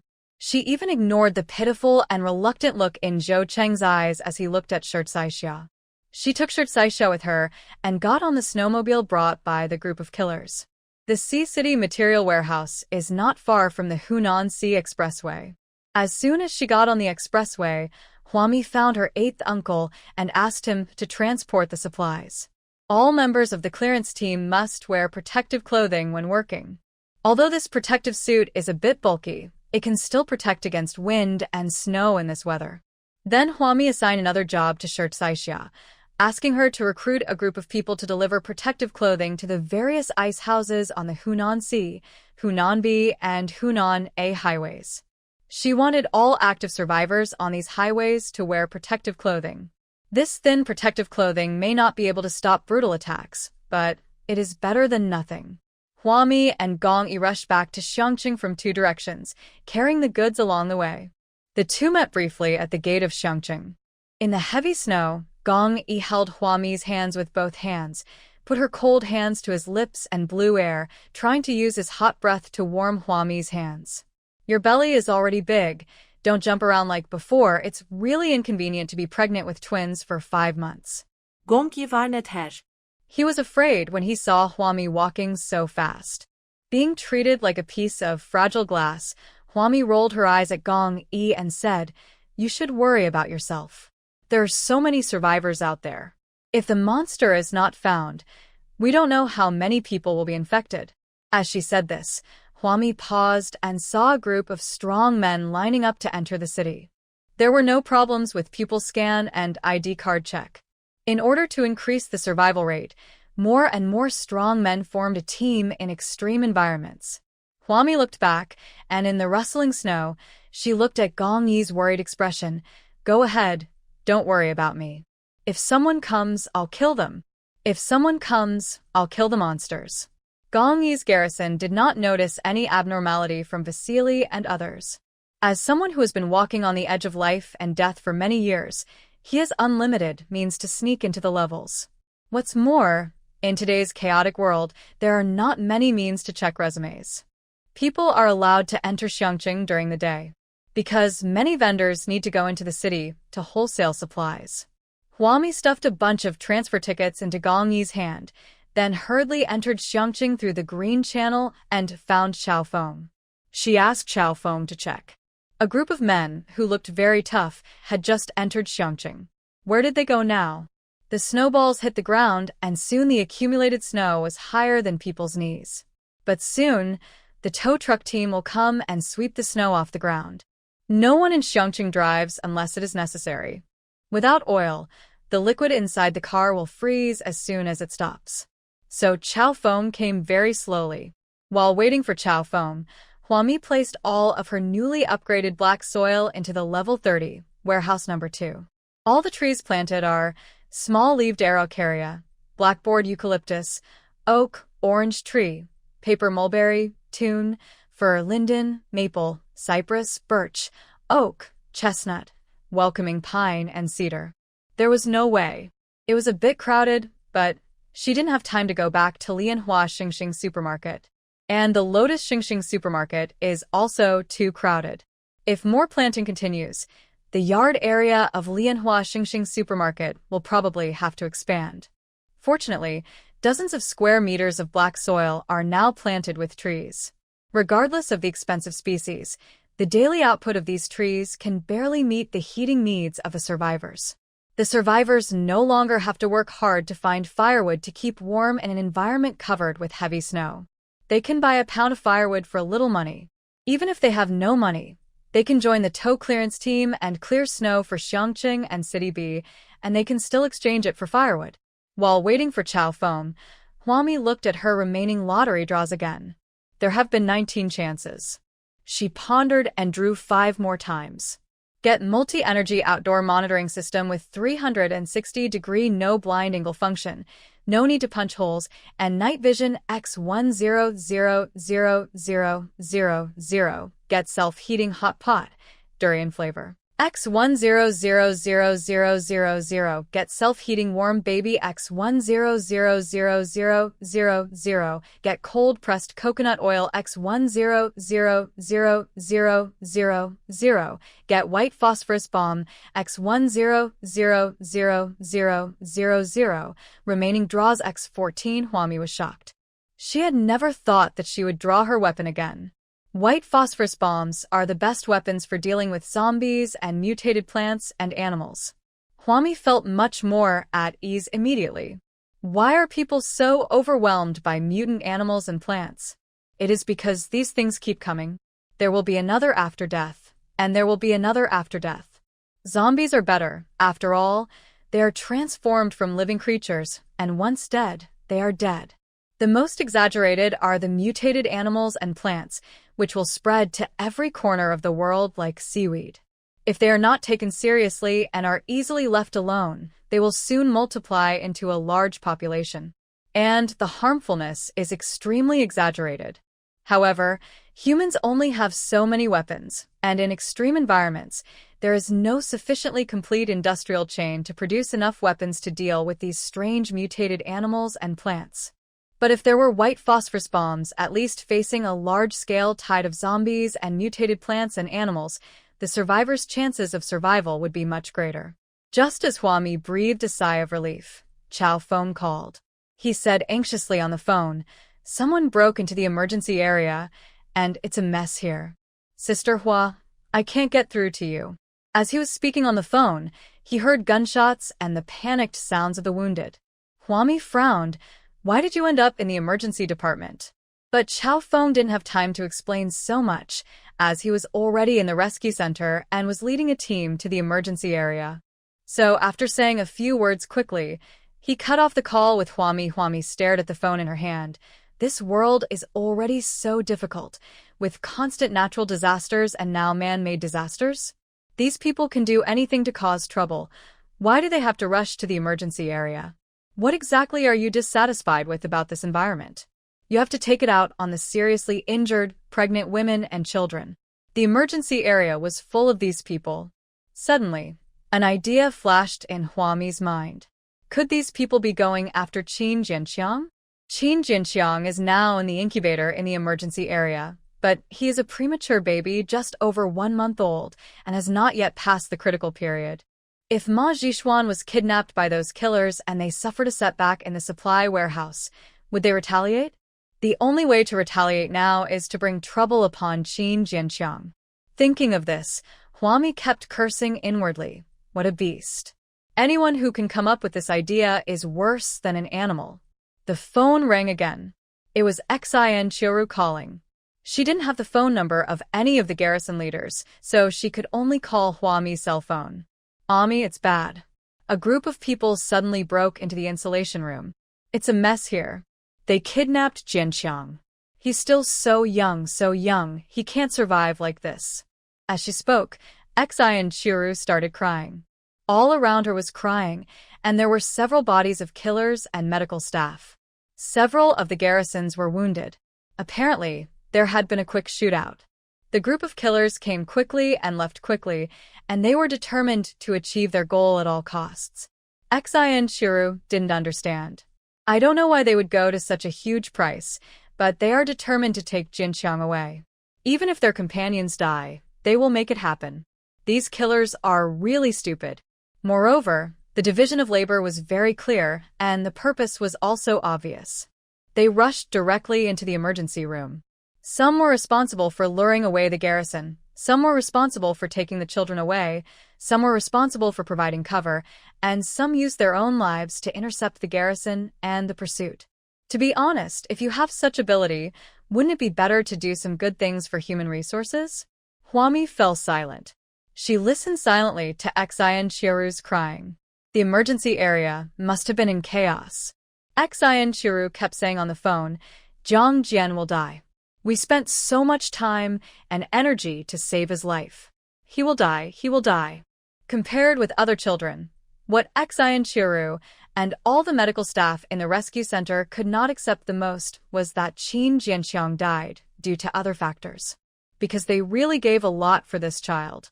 Even Ko Minghong gave the order personally. Use all your resources and make every effort to save this child. In such a desperate world, Qin Jinxiang has now almost become the spiritual pillar of the entire rescue center. If the medical technology is not good enough, Qin Jinxiang will not be able to survive.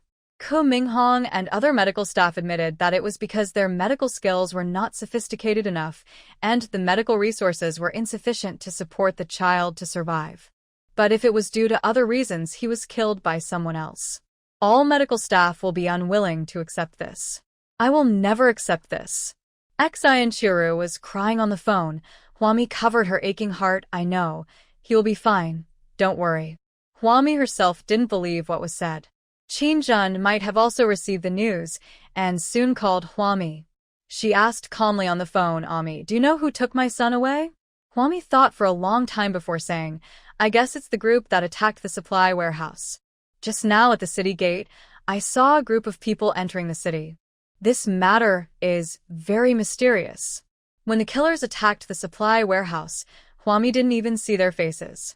But she has lived in the apocalypse for her entire life, and she can sense who is murderous and who is just an ordinary team survivor.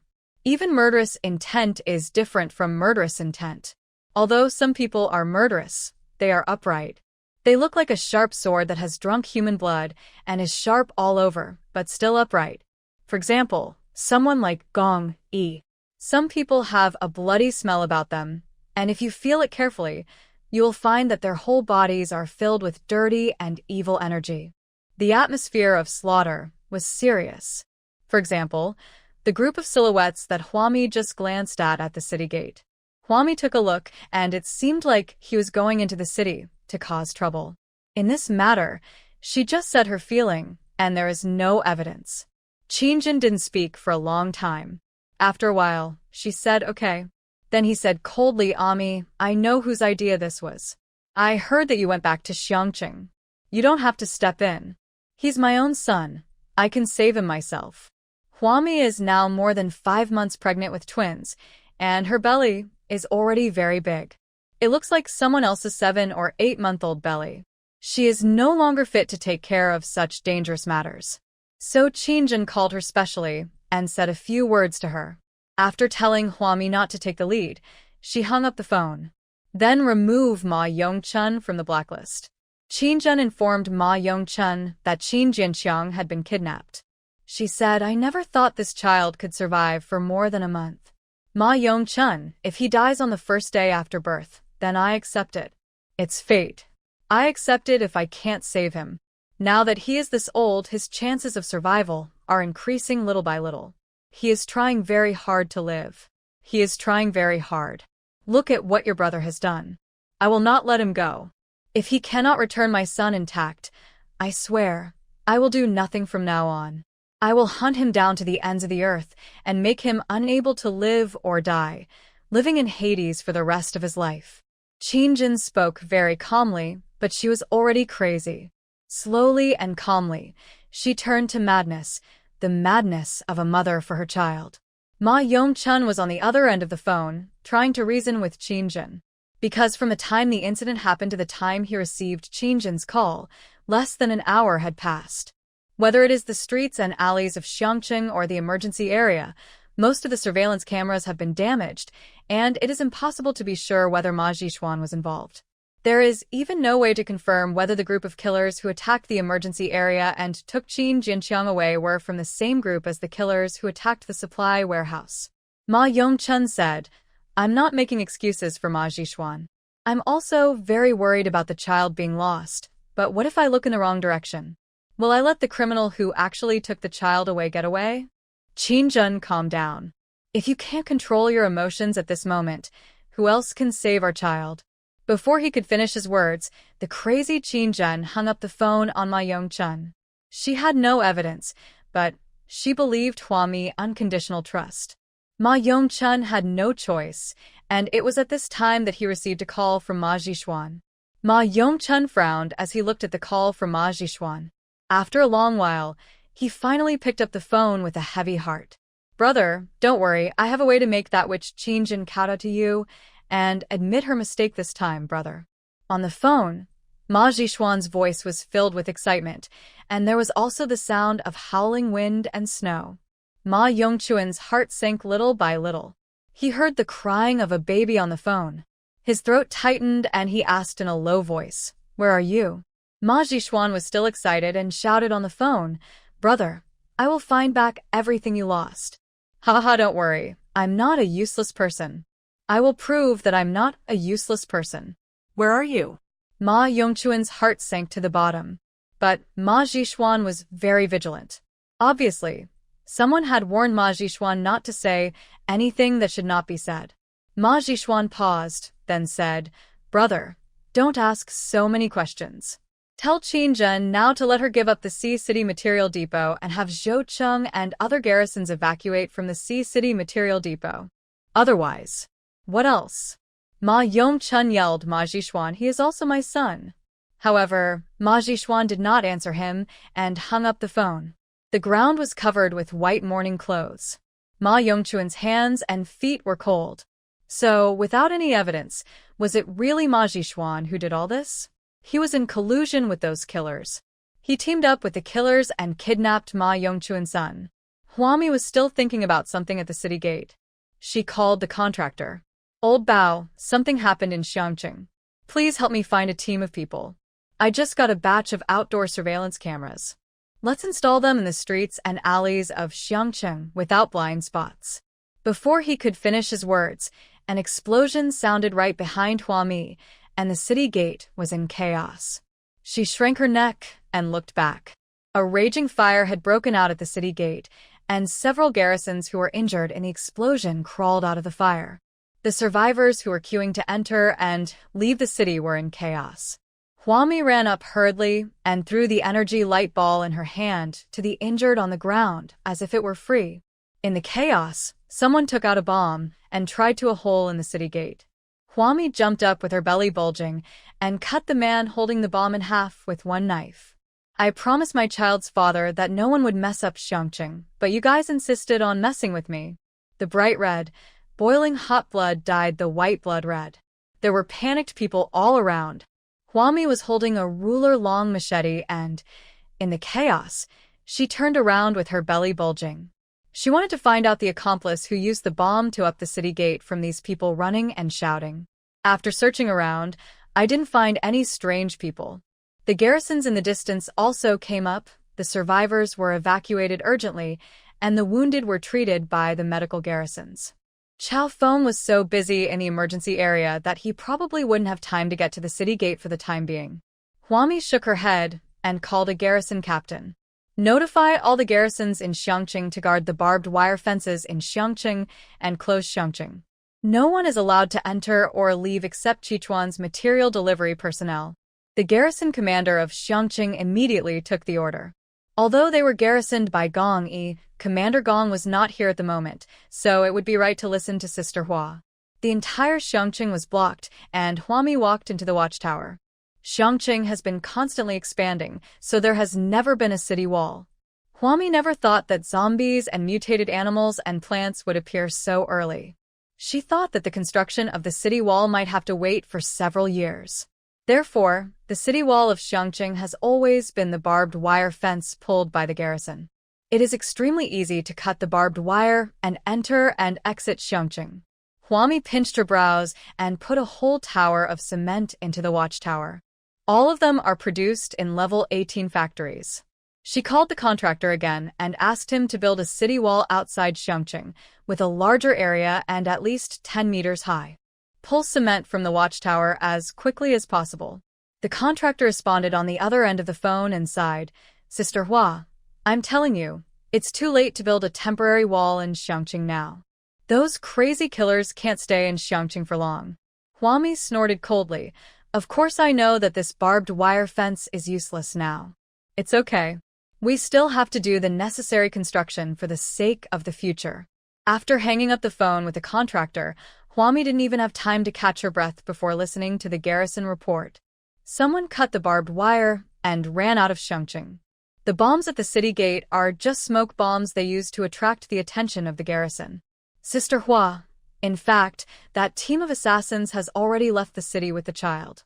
This group of people really don't care about their lives. They use a life to attract fire. It's too cruel. The retreat route was perfect, worthy of being a professional hired killer. Huami had a cold face and followed the garrison, who came to report to see the cut barbed wire. If you go back at this time, the person will actually be gone. With that kind of professional retreat method, it would be quite difficult for the garrison to track them. Huami held her waist and said to the garrison beside her, "Transfer Lu Shengyuan back." As a person with supernatural powers, Lu Xingyuan has been looking for Chen Hu outside Xiangqing mainly to seek revenge, and also to help the weak and suppress the strong. Now that there is a group of difficult killers in Xiangqing, Gong Yi has more important things to do. Then there is only one powerful person, Lu Xingyuan, who can take charge of Xiangqing. Then, Huami took out a basket of energy beads with an expressionless face. This energy bead is larger than the energy water droplet the size of cod liver oil and is like a round marble. The color is also more golden. The texture is harder and feels like a small bouncy ball when pinched. Huami handed the basket of energy condensate beads to Chao Feng, who rushed over. "Please arrange for each garrison officer in Xiangqing to take one, and prepare 10 beads for each officer." Chao Feng was stunned for a moment and nodded. He didn't ask what these things were. Chao Feng saw that Lu Xingyuan had a bottle of stuff similar to this color. But Lu Xingyuan's is liquid. Chao Feng accepted the basket of energy condensed beads and looked at Huami, who was about to turn around and leave. He hurriedly asked Sister Hua, "Where are you going?" Huami waved her hands in the snow. "I'm going to find Qin Jin. Qin Jianqiang is Qin Jin's son." That group of people kidnapped Qin Jianqiang and pointed their swords at Qin Jin. At this time, just follow Qin Jin. Qin Jin received a call from Ma Yongchun. He comforted Qin Jin on the phone. "Don't worry, I will find the child back, don't worry." Qin Jin was in the RV and had received a text message from an unfamiliar number. The content of the text message was that she should immediately remove Zhou Cheng from the material warehouse. She sneered and said to Ma Yongchun on the phone, "Didn't you say that it wasn't Ma Zhishuan who did it? That's great. Your brother is really promising. Why didn't I realize before that your brother is so capable?" On the other end of the phone, Ma Yongchun was in a heavy mood. After a long while, he said, "I'm sorry, I will solve it. I will give you an explanation for this matter. Qin Jin, tell me the truth. Do you know how many people died in Xiangqing this time? I went to the emergency department, and more than a dozen medical staff were killed. There were also innocent injured people and pregnant women. Several died. More than 20 were seriously injured, and more than 40 were slightly injured. A bomb was also found at the city gate. We don't know how many people were killed or injured. We haven't even counted them." "Ma Yongchun, what's the point of you telling me? What's the point?" She yelled on the phone, accusing Ma Yongchun of raising a tiger to cause trouble. Ma Yongchun didn't say a word. At this moment, every word Qin Jin said was like a sharp knife, piercing the deepest part of his heart. He was speechless. After slowly hanging up Qin Jin's call, Ma Yongchun called Ma Zhishuan again. Ma Zhishuan answered the call. Ma Yongchun said to Ma Zhishuan in a low voice while wiping the switchblade in his hand, "You did the right thing this time. If you want to force Qin Jin to give up the warehouse, you have to threaten her with her and my child. It was my fault as a brother before. As a brother, I have always treated you as a child and never acknowledged you. It is my fault, Zhishuan, can you forgive me?" His words softened Ma Zhishuan's heart. He sniffed on the other end of the phone and said, "Brother, don't say that. You raised me. Although you never recognized me, I am grateful to you in my heart. The child is fine now. If we touch him, as long as Qin Jin is willing to give up the material warehouse and let those people kill Zhou Qing to vent their anger, they will return the child to you." Ma Zhishuan also knew that this child had the blood of their Ma family, so he would not take the child's life unless it was absolutely necessary. Ma Yongchun, in the heavy snow, looked up at the white snow falling from the sky, tightened the switchblade in his hand. "Your plan requires my participation. After all, I am the management commander of City C. The resources I can mobilize are much greater than yours. Zhishuan, where are you now? I came to see you and my child." Before Hua Mi could find Qin Zhen came to find Hua Mi first. She wanted to buy a batch of weapons from Hua Mi. She knew that Hua Mi had weapons in her hands, a lot of them. Looking at Qin Zhen sitting in the car, Hua Mi shook her head. Weapons cannot be rampant, but if you want, I can bring a team with you. No matter what time, weapons cannot be rampant, even if those vicious killers come to cause trouble for Xiangqing first. Even at this time, Hua Mi felt that the weapons in her hands should not be allowed to fall into the hands of ordinary survivors. Once this precedent is set, the survivors will be killed before the mutant monsters and zombies even have time to react. The survivors killed themselves. Qin Zhen looked at Hua Mi's pregnant belly hesitantly. She had her own information channels, so she knew that Ma Yongchun had gone to keep an appointment with Ma Zhishuan. At this time, Hua Mi had already opened Qin Zhen's car door and got in. She patted Qin Zhen's shoulder. Don't worry. How could I risk rushing in front of you? I know how to be afraid. I went to find Ma Zhishuan. I was just curious and wanted to see what kind of monsters and demons he had befriended. I am such a cowardly woman. I can just hide behind you and watch secretly. Seeing Qin Zhen hesitate again, Hua Mi patted the back of the driver's chair and said, "Let's go. I found a powerful expert to lead the team. If you don't take me with you, you won't win this battle." Finally, under Hua Mi's constant nagging and various threats, Qin Zhen had no choice but to take Hua Mi with him to find Ma Zhishuan. Lu Xingyuan has already torn up the teleportation ticket to Xiangqing Watchtower and is getting ready at the city gate. Knowing that this was going to be a tough battle, Chao Feng asked Lu Xingyuan to pick dozens of people to take with him, but Lu Xingyuan pointed his fingers here and there and only picked 3 people. The main task of these 3 people is to protect Hua Mi and Qin Zhen. The car drove forward, and Qin Zhen looked at the heavy snow outside the window. Although she didn't say anything and appeared calm on the surface, her fingers were tightly clasped around the hem of her clothes, revealing her nervousness. In the quiet carriage, Hua Mi didn't know what to say. Perhaps at this time, Qin Zhen didn't want to talk to anyone. The car drove forward, and it seemed to be heading toward City C.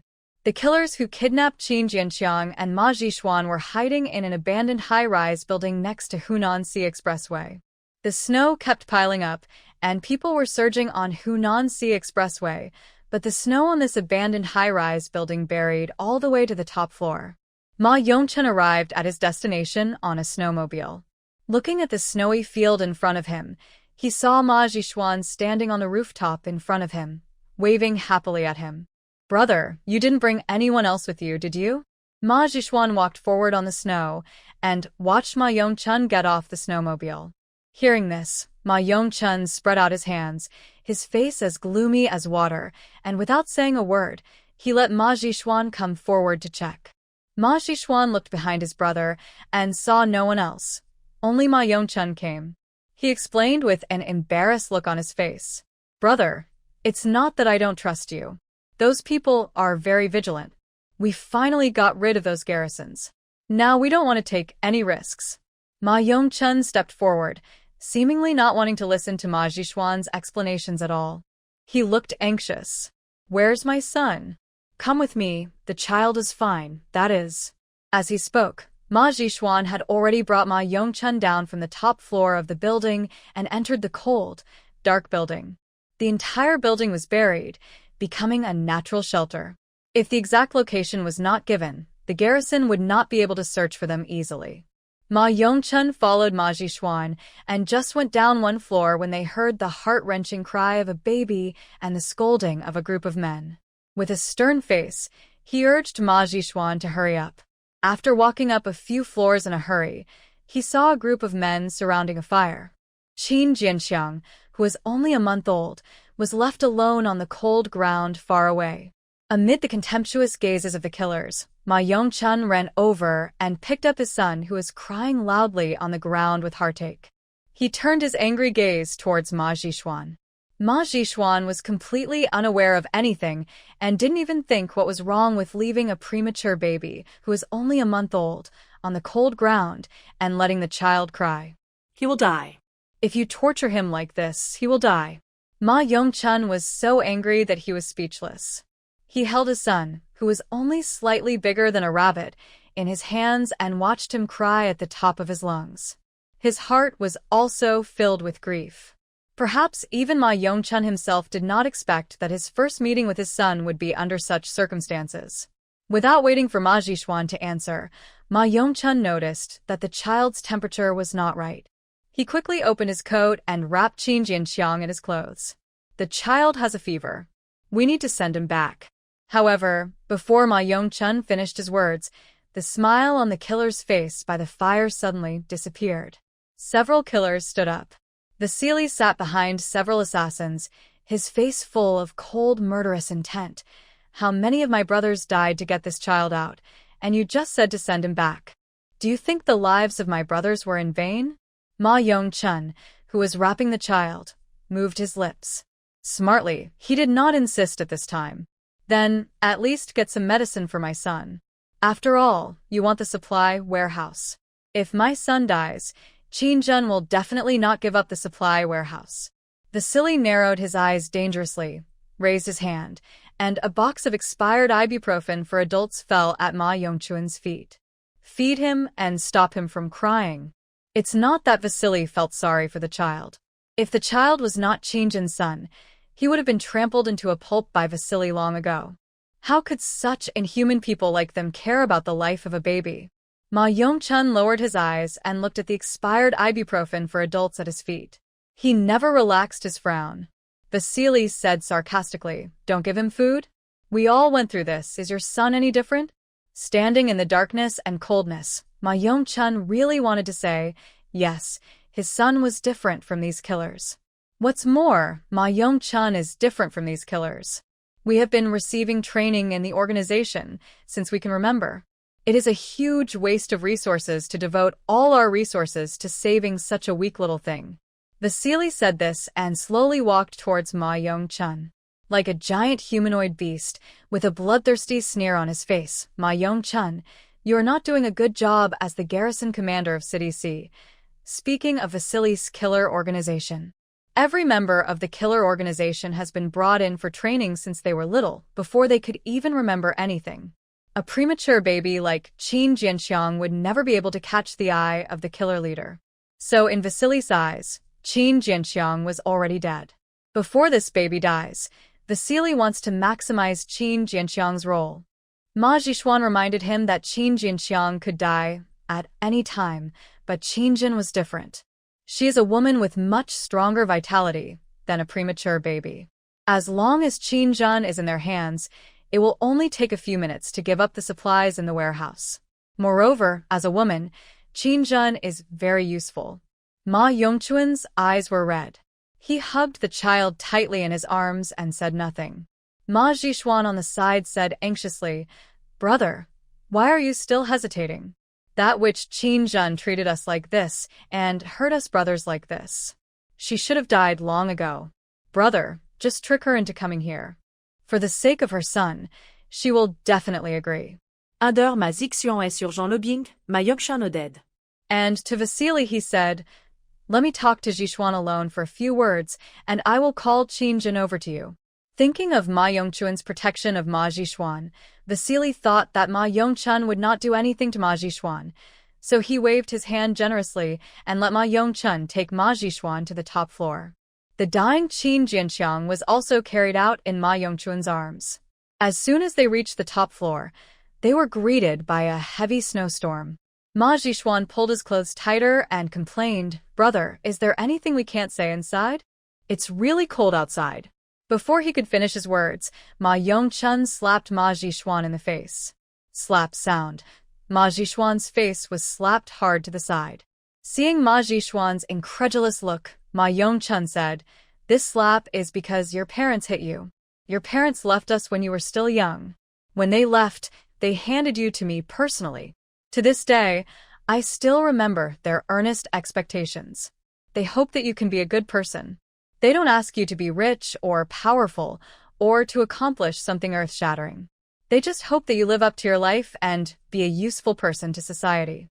However, Ma Jixuan failed to live up to his parents' expectations. "Brother." Ma Jixuan's face looked ugly. He rubbed his face with his hands and said angrily, "Isn't everything I do now for you? I know you brought me up and you have paid a lot for me. So, shouldn't I be angry when Qingjin treats you like this?" Ma Yongchun held his son in his arms and sneered, "Whether it's for me or for your carefree life, you know it in your heart." He raised Ma Zhishuan single-handedly. Wasn't Ma Yongchun aware of Ma Zhishuan's useless character? Because Ma Yongchun was sidelined by Qingjin, Ma Zhishuan's good days came to an end. He is no longer the second son of the Ma family in City C, who is respected by everyone. As long as Ma Yongchun is always suppressed by Qingjin, Ma Zhishuan will always lose face. So in the final analysis, although Ma Zhishuan said he was helping Ma Yongchun, he was actually only helping himself. What difference does it make? In the cold wind, Ma Zhishuan asked Ma Yongchun righteously and sternly, "We are brothers. We prosper together and suffer together. Brother, no matter if I do this for myself or for you, everything I do will eventually allow you to regain the real power in City C." He knew that Ma Yongchun had always wanted the C City material warehouse because there were still many things to do in C City. Only by gaining control of the C City material warehouse could Ma Yongchun's plans be realized. Ma Zhishuan said to Ma Yongchun with a burning look in his eyes, "Brother, I know you have always disagreed with me tying up Qingjin's son to threaten her. Now that we have done it, we only need this final push. You let Qingjin come. This thing succeeds. From now on, I will listen to you in everything." The sky gradually darkened, the wind and snow became stronger, and the rooftop, which had just barely been visible, was now completely buried in snow. Ma Yongchun shook his head. He lowered his head and looked lovingly at the child in his arms who had cried himself to sleep. "I want to take my son away. He has a fever and needs to see a doctor right away." As he spoke, Ma Yongchun took 2 steps back and said to Ma Zhishuan coldly, "Don't stop me, and don't alarm those killers." Ma Zhishuan looked at his brother in astonishment and reached out to grab his brother. "No, brother. If you leave, all our efforts will be wasted. Let the child die. It's okay. We can tell Qingjin that the child is still alive and trick her into coming here first." As he spoke word by word, Ma Yongchun's eyes became more and more disappointed and colder. Just as Ma Zhishuan finished his last word, a switchblade stabbed into Ma Zhishuan's abdomen. He looked down blankly at the switchblade in his brother's hand, then raised his face in confusion. "Elder brother?" Until the pain spread throughout his body, Ma Zhishuan couldn't believe that his brother would actually stab him with a knife. Ma Yongchun's eyes were filled with tears. He pulled out a switchblade and stabbed him again. "I raised you and taught you. I really wanted you to be a happy and carefree young master. You don't have to shoulder the responsibility of an entire city like I do, and you don't have to be as tired as I am. I want control over the C City Supply Depot because I want the survivors of C City to live well instead of giving all these war supplies to these crazy killers. Zhishuan, go find your parents first. I'll send Jinqiang back and come find you later." Every time Ma Yongchun spoke, hot tears flowed down his face. He really loves his younger brother. For the sake of his younger brother, he was willing to divorce his wife to protect him. However, Ma Yongchun could not take an entire city's worth of war supplies to satisfy the selfish desires of the 2 brothers. He did a lot of wrong things, but in the end, he thought he was worthy of his position as the chief management commander. City C has been buried in snow. However, the survivors in City C had already moved to Xiangqing in advance. From then on, Ma Yongchun would never again set his sights on the C City War Reserve Material Depot. From now on, Qingjin can use this supply warehouse to seek a better future for the survivors of City C. One knife after another. Ma Yongchun cried silently while stabbing his brother with a switchblade. From beginning to end, Ma Zhishuan did not shout a single word. He suddenly came to his senses and realized that his elder brother did not come to help him this time. Instead, he wanted to take Qin Jinqiang away. If he shouted, even once, it would alert the killers below. Ma Zhishuan twitched and rolled on the blood-red snow. He looked at Ma Yongchun in the snowy night and said, "Brother, it's too cold." Looking at Ma Zhishuan, whose eyes gradually closed. Ma Yongchuan's tears rolled down. Qin Jianqiang in my arms was probably hungry. He smacked his lips a few times, felt dizzy with a fever, and pouted his lips, about to start crying again. Ma Yongchun raised his hand and patted the baby in his arms, wiped the tears from his face, turned around and ran into the snowy night. Ma Yongchun did not use a snowmobile for fear of alerting the killers below. At this time, the snowmobile he drove would have to be used, unless the vehicle was dug out of the thick snow. Ma Yongchun doesn't have that time.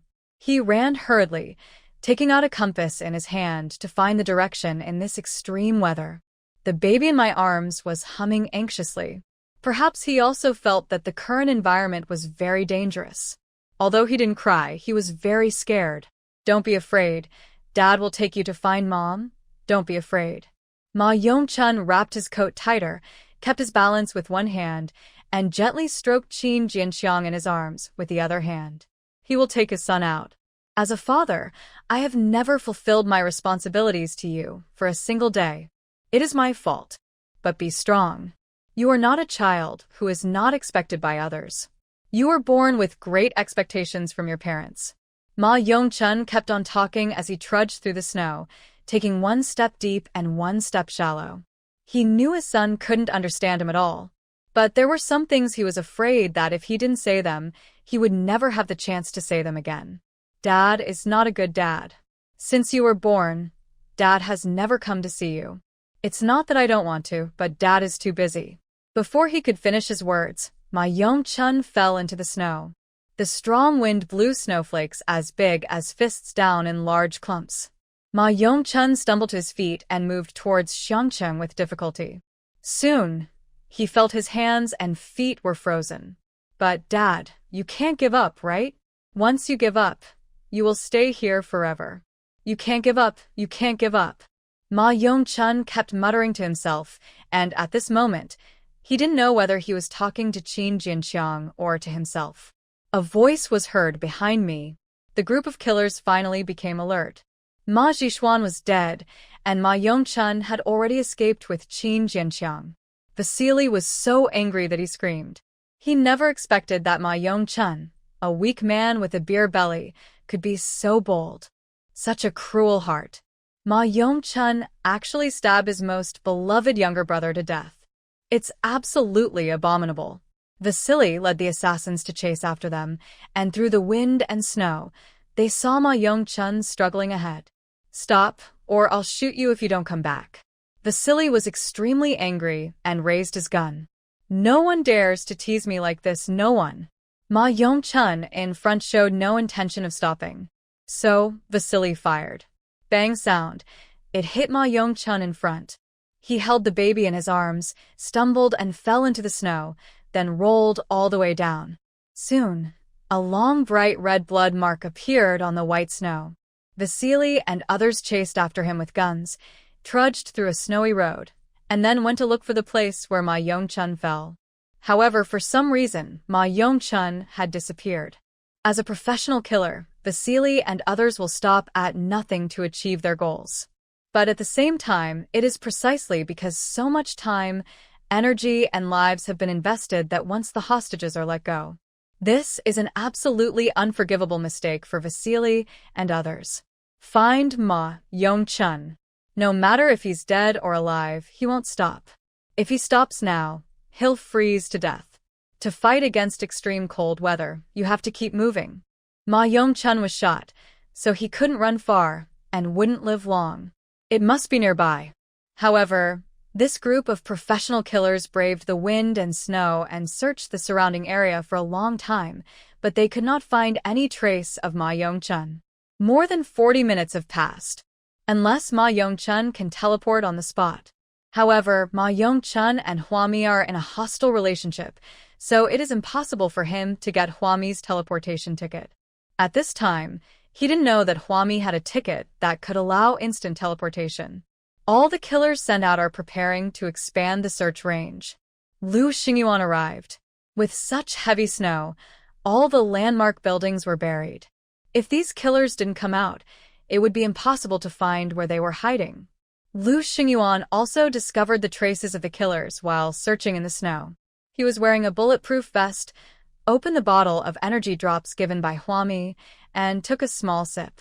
The killer on the opposite side also saw Lu Xingyuan. His garrison uniform was too conspicuous in such a snowy environment. The killer hastily raised the gun in his hand.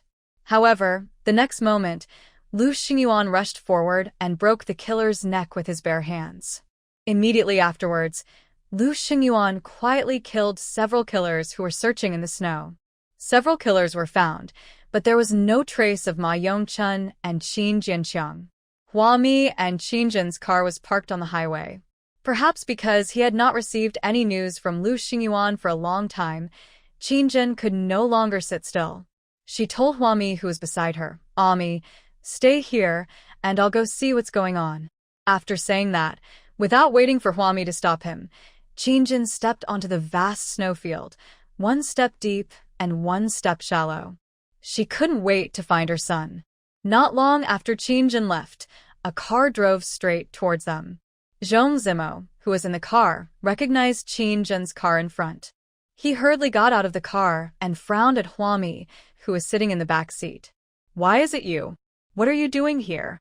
Huami sat leisurely, opened the car window, and asked Zhong Zimo, "This group of people is messing up our Xiangqing. If I don't come, who will?" Zhong Zimo, who was standing outside the car window, spoke bluntly, "What's the point of you coming? You can't even take care of yourself." He was Ma Yongchun's first secretary. Ma Yongchun gave up the fight for Sea City's war preparedness resources, and Zhong Zimo was also transferred from Sea City's material warehouse. When Zhong Zimo learned that Ma Yongchun was going to take the risk, he tried to stop him immediately. However, he failed to stop him in time, so he hurried over. But now Ma Yongchun is gone, Qinzhen is gone too, and only Huami, with a big belly, is left, sitting in Qinzhen's car. For a moment, Zhong Zimo didn't know whether to laugh or be angry. He raised the glasses on his nose and looked at Huami meaningfully. At this time, Huami's phone rang. It was Lu Xingyuan calling. "Sister Hua, the assassin leader ran away. I found Ma Yongchun." After receiving the message from Lu Xingyuan, Huami got out of the car and strode directly towards the snowy field beside the highway. Zhong Zimo followed behind Huami and asked, "Is there any news about Commander Ma?" "Mrs. Gong, I hope you can tell me as soon as you have any news. After all, I am Commander Ma's first secretary. I have a right to know." Before he could finish his words, Huami, who was pregnant, turned around in the heavy snow and looked at Zhong Zimo. She said in a cold voice, "According to what you said, are you suspecting that I deliberately concealed the news about your Commander Ma?" Zhong Zimo looked at Huami without saying anything. It was obvious, wasn't it? As for the city management, now that City C has been destroyed, Commander Ma and Qinzhen are the top two in the management. It can be said that they disappeared at the same time. If anything happens to these two people, City C will no longer exist. Xiangqing can directly annex City C without bloodshed. So if Zhong Zimo was Huami, he would definitely take this opportunity to completely incorporate City C into Xiangqing's expansion map. Huami was amused by Zhong Zimo's understanding expression. She pointed to the snowy plain ahead, stood in the cold darkness, and said to Zhong Zimo, "Some people live a high-class life because they are free from vulgarity, while some people are narrow-minded, which determines that their vision can only be like this forever. Now I finally understand why Shirt Saixia wanted to break up with you. Zhong Zimo, your low taste determines your height. You can only go so far." She ignored Zhong Zimo and stepped onto the thick snow with her pregnant belly. After a while, her clumsy body, with a strange lightness, disappeared into the snowy night. Zhong Zimo, who stayed behind, looked very angry. Why? Why did Huami evaluate him like this? He just felt that human hearts were complicated, and he would speculate a person's behavior and thoughts with the greatest malice. Why did Huami say that his life was only this high? Zhong Zimo was born in an ordinary family. He knew from a young age that if he wanted to change his class, he had to stand out.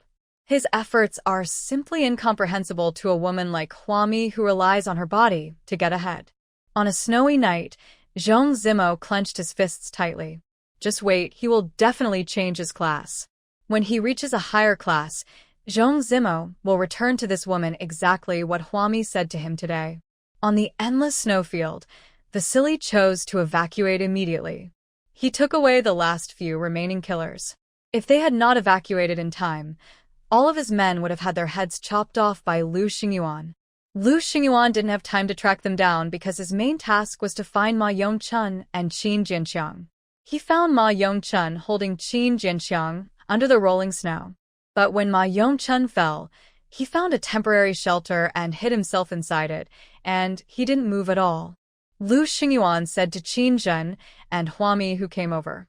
Qin Zhen was covered in snow, and the felt hat on his head was covered with icicles. She walked closer slowly and saw Ma Yongchun curled up behind a small snow pile. He was frozen, but miraculously, there was a satisfied smile on his stiff face. Ma Yongchun's whole body was in a protective posture, holding the baby in his arms. When Qin Zhen walked over, Qin Jianqiang was in his father's arms, which were still warm, with his lips pouted and humming softly. Qin Jianqiang hadn't had milk for a day and was very hungry. So hungry that he kept sticking out his tongue. Seeing that his son was still alive and well, Qin Zhen burst into tears. She hurriedly took 2 steps forward, trying to take her son out of Ma Yongchun's arms, but she couldn't pry Ma Yongchun's arms open. "Yongchun, it's me, let go. Jianqiang is hungry." Qin Zhen choked up. However, just after she finished saying this, Ma Yongchun, who had already been dead, had his arms suddenly pulled. He loosened his arms that were protecting his son. Huami, who was standing by, saw this and felt a strange feeling in her heart. In the extreme environment, Ma Yongchun's indulgence of his brother did kill many survivors. However, at this moment, anyone can see that Ma Yongchun is a qualified father. Already qualified. Qin Zhen held his son who had been lost and found him again, and found that his body was burning hot. She cried and begged Huami, "I have to send Jianqiang back to the emergency room first. Can you do me a favor?" You say. Huami nodded. Qin Zhen, help me collect Yongchun's body. As the commander of the management of City C, he should leave in a dignified manner. At this moment, Qin Zhen's heart was no less complicated than Huami's. Compared to the many selfish people Qin Zhen knows, people like Ma Yongchun are already very good. He deserves a decent farewell. Huami nodded slightly and asked Lu Xingyuan to take Ma Yongchun's body to Hunan Sea Expressway. She stood there for a while, looking at the vast snowfield, and sighed. According to the final body count, Lu Xingyuan broke the necks of 15 killers. Add to that Ma Zhishuan, who was stabbed to death. These bodies were also counted by the garrison that arrived later and handed over to Huami for unified dealing. There is no way to track down the remaining killer leader Vasily, or how many killers are still alive. But after this incident, Huami had a premonition that the hatred between Xiangqing and Vasily had reached a point where there would be no end until one side died. As she turned around, she gave instructions to a Kegawa who was transporting the supplies. These killers are inhumane. As long as they can cause panic in people, who knows what they will do. Chichuan and others are responsible for transporting supplies from various material warehouses, and they are very likely to become the targets of Vasily's robbery and revenge. Huami said to Chichuan, "Don't use the car anymore. From now on, change your transportation method and get your people back to Xiangqing immediately." After calling Chichuan, Huami called the contractor again. "Which of the projects you have on hand can be completed immediately? Finish one for me quickly."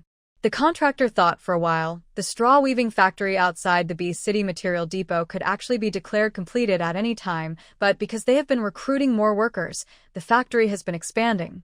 "Don't expand it. Build the second factory after you're done. Hurry up." Huami couldn't wait any longer. She wants to level up the black soil. As soon as she hung up the phone with the contractor, she immediately went to the supply warehouse in City B. She left a teleportation point in the supply warehouse in City B. As soon as I walked out of the B City Supply Depot, I saw Huijing beating drums and gongs and shouting outside. "It's finished, it's finished. Our straw weaving factory number 1 has officially been completed today. If you want to find a job, go to the second factory." The second factory. I don't know how Huijing did it, but He quickly got a string of firecrackers and a red ribbon. As soon as the firecrackers were set off and the red silk was cut, Huami received a prompt. Infrastructure project. A straw mat weaving factory completed rating. Primary infrastructure project 17 square meters of black land were obtained. Please select a site for the black land. When a lucky draw X1 remaining draws X19 remaining lucky draws X15 just like that, Huami cleared 17 square meters of black soil. Satisfied, she called Hujing over and gave him a stack of teleportation tickets for Xiangqing, Watchtower and City Supply Warehouse. Then let Hujing read the instructions on the back of the teleportation ticket himself. Without waiting for Hujing to react, Huami asked Hujing for the car keys, jumped into Hujing's car, and drove away. At this time, Tang Yu received the news and rushed over to ask Huami in the car, Sister Hua, why are you here? I'll come and take a look. Huami started the car, pointed back at the B City Supply Depot, and whispered to Tang Yu, I have placed a batch of white phosphorus bombs and teleportation tickets for Xiangqing Watchtower in this supply warehouse. Don't let anyone know. If anyone wants to harm this place, just cut them down. After saying that, Huami drove away in a cloud of dust. Tang Yu was left standing there. What bullet? Where did Sister Hua get the contraband from? No one explained to Tang Yu. Huami was driving very fast. After her car left the material warehouse in City B, it went directly to the outside of City B. There are also survivors in City B, which is now garrisoned by Garrison Captain Fang Yuqi. Huami got off the car and walked around the gate of City B. Compared to Xiangqing, there were not many survivors outside the city. But it is still prosperous. Thanks to the efforts of all the survivors, City B clears the snow every day. So even though the city is dilapidated, after some time of development, it can serve as a supply station for survivors outside the base. Huami placed 1 square meter of black soil at the gate of City B. Then she drove non-stop onto the Hunan A Expressway. There is no need to consider placing a teleportation point in City A because City A has long collapsed into ruins. At this time, it is probably buried very deep in the snow. However, there is an unfinished villa complex next to the Hunan A Expressway. Oh, now it should not be called the unfinished villa complex. Now it should be called A Thompson Shangping Villa Community. Look, the name alone sounds very high-end. This was the name given by Qin Zhen. Although this A Tangchen Shangping Villa Community was simply connected to water and electricity, the walls were whitewashed and the floor was leveled. But all the houses here have been sold out. Many wealthy people from Xiangqing, City A, City B, and City C, and even upper-middle-class people have bought houses here. Many have already moved in. It is said that they have invested a lot of money in the contractor's construction team and want to ask the contractor to renovate their house. I also want to build a circle of walls outside a Tangchen Shangping Villa Community. The contractor mentioned this construction plan to Huami. Huami has also agreed. This time she arrived outside a Tangchen Shangping Villa Community and set up a teleportation point here. After all, rich people can drive consumption, and consumption requires human and material resources. In the future, Ikegawa's transport team will come here frequently to sell supplies. After setting up 2 teleportation points at one time, Huami drove back to Xiangqing. When she arrived in Xiangqing, it was already daybreak, but the heavy snow still showed no signs of stopping. Ikegawa has gathered all his companions, and they are waiting at the Xiangqing Watchtower. At first glance, it seems to be a densely packed crowd, with at least more than 1,000 people, if not 2,000. Seeing Huami coming out from the bright lights, Qi Chuan approached her with a smile. Sister Hua, I have brought all my people here, as you ordered. Among them were Gu Chuling and Wu Shigao. Huami looked at the large crowd of people in front of her. She frowned and asked Qi Chuan, how many friends do you have? Why are there so many of them? Hey, it's all the same. Friends, introduce your friends. We are all brothers from all corners of the country. Qi Chuan, who was wearing a bulky thick coat, looked unsurprised. I have streamlined the staff here and have not dared to recruit people randomly. Xiangqing is now overcrowded with people and there is no need to worry about recruiting. But Ikegawa's transport team is notoriously difficult to enter. The job of transporting materials requires some thieves to come in. If the materials are lost, who will be responsible? So even though Chichuan has many friends, he still knows to pay attention to this aspect.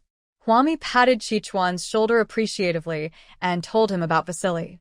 In the watchtower, Chichuan didn't react for a long while. Finally, he slapped his thigh and said, "The easiest and most profitable team is our transport team. Oh my God, Sister Hua, you have to protect us."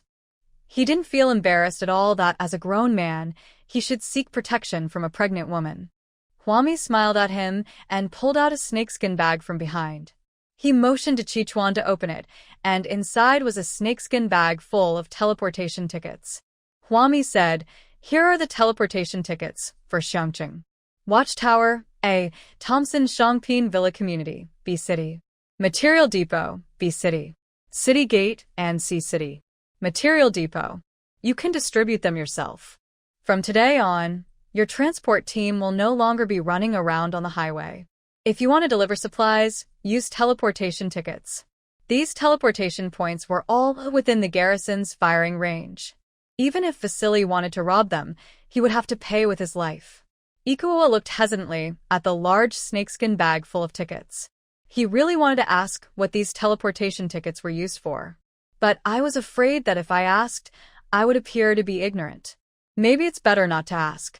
While Ikegawa was hesitating, Huami had already held her waist and turned to leave the watchtower. She was going to find Qingjun. Qingjun was outside the emergency area. Shirt Saixia accompanied her and sent Qin Jianqiang back to the incubator. Xian Chiru organized several doctors and was ready to perform rescue operations. It turned out that Qin Jianqiang had a fever. Apart from fever, there are no other symptoms. When Huami arrived, Xian Chiru and several other doctors had already left. They left a young nurse to check on Qin Jianqiang's condition at any time. Seeing Huami coming, Shirt Saixia stood up. Ami. After saying hello, Shirt Saixia moved his gaze behind Huami. Zhongzimo came with a group of C-City administrators. He had a stack of documents tucked under his arm and said to Qingjun in a businesslike manner, "Miss Qin, we are very sad about Commander Ma's situation, but even though he is gone, we still have to continue our work." Huami stood outside the glass wall of the insulation room. Although Xian Chiru said that Qin Jianqiang just had a fever and there were no complications, Huami was still worried.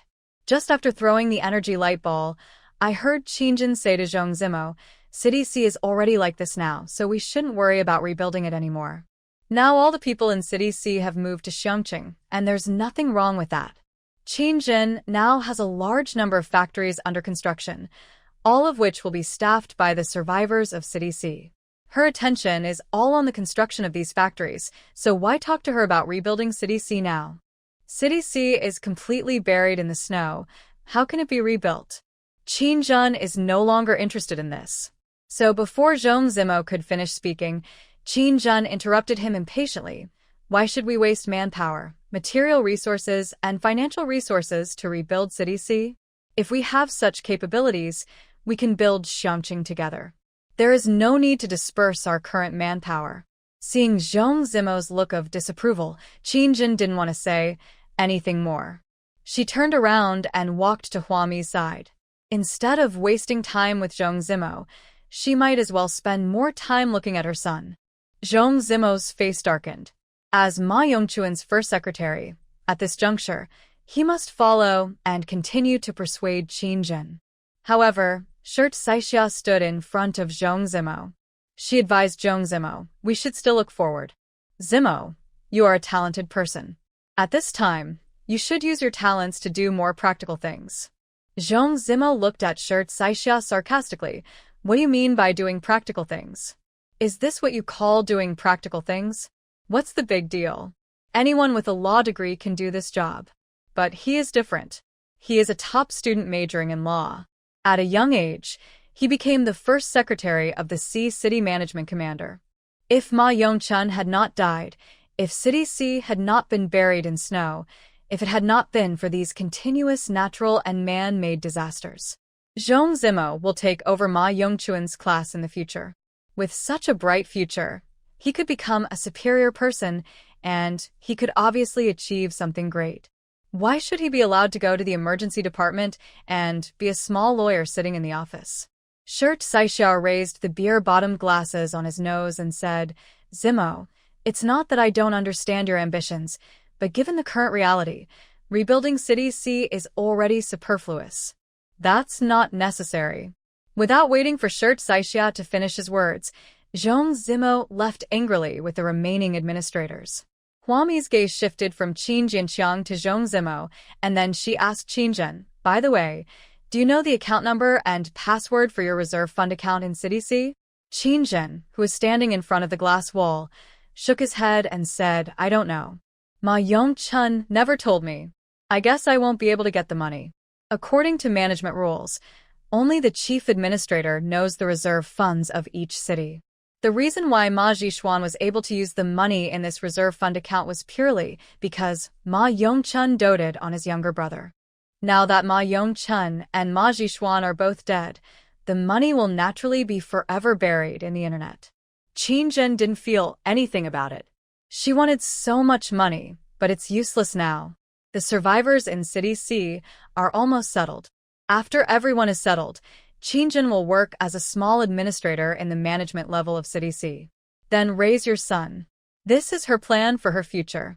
Huami nodded slightly and looked in the direction where Zhong Zimo's back disappeared. If you can get it back, you should. If you don't need it yourself, it's best not to let others use it. Now, the money still works. Because in Huami's Apocalypse supermarket, you can use money to exchange for teleportation tickets. The money can also be withdrawn and turned into paper money. So she guessed that in the future, even if mutant monsters and zombies appeared, the money could still be used. Qinzhen nodded thoughtfully and immediately turned to Shirt Saixiao. Go and contact Zhong Zimo. He is Ma Yongchuan's first secretary. Maybe he knows the account number and password of the C City Reserve account. Shirt Saixiao agreed. However, before Shirt Saixiao could find Zhong Zimo led Ma Yongchuan's original team to City D. They didn't even attend Ma Yongchuan's farewell ceremony. Ma Yongchuan's funeral was very small and was held at the crematorium, organized by Qinzhen. But the only ones who gave her face were Huami, Yirong, Defu, Qichuan, and others. It seems like some people are no longer interested in me. Qinzhen was a little emotional. After completing the process, he said to Huami, I really didn't expect that Ma Yongchun would leave in such a cold and lonely way in the end. Although they are divorced. Although there is no longer love between Qinzhen and Ma Yongchun. But to be honest, Ma Yongchun has never treated Zhong Zimo's group of secretaries and administrators unfairly. He even tried his best to promote and train them. Apart from Ma Yongchuan's mindless pampering of his younger brother, Ma Yongchun is actually a very charismatic person. Zhong Zimo and the others cannot, or at least should not, leave like this. It was snowing heavily outside the crematorium, and waves of blood-stained survivors followed one after another. Huami patted Qinzhen's shoulder. I used to think you were a very realistic woman, but now it seems that you are more loyal than many people. Forget it, Qinzhen. There are already enough dead people in this world. Don't worry about it. You have done the last bit of dignity for Ma Yongchun. As soon as he finished speaking, Huami's cell phone rang. She picked up the phone and saw that it was Yang Honglin calling her. A streetwalker on Hunandi Expressway was attacked by a wild beast. It is said that the scene was extremely tragic, with the streetwalker's face bitten to pieces. All his internal organs were scattered on the snow. Huami. Why are there street prostitutes on Hunandi Expressway? Isn't D-City okay? Zhong Zimo ran to D-City. Why did this happen? Huami hung up the phone and looked at Qinzhen apologetically. Please help me manage Xiangqing. I have to go to Xiangdi Expressway. This matter cannot be let go easily. A beast has appeared to attack people. Who knows if this so-called beast is a zombie or a mutant? Without waiting for Qinzhen to speak, Huami dived into the wind and snow. She took out her phone and called Gong Yi. When the other end picked up the phone, all they could hear was the sound of wind and snow. I heard they are heading to City D now. Don't come. It might be dangerous. At this moment, Zhou Cheng suddenly called Gong Yi. Gong Yi hurriedly comforted Hua Mi and answered Zhou Cheng's call. According to Zhou Cheng, the people who were celebrating Halloween didn't know where they came from. They did not reveal their identities and did not answer the garrison guards who asked them questions from a distance. Just dressed like a ghost, trudging through the wind and snow, a group of people slowly approached the sentry post. The sentry had no choice but to report to Zhou Cheng. Zhou Cheng could only ask Gong Yi. Judging from the appearance, these people who celebrate Halloween in such an extreme environment are probably those who escaped from a mental hospital. The sentry said they were neither armed nor driving a car. The clothes he wore were thin and tattered.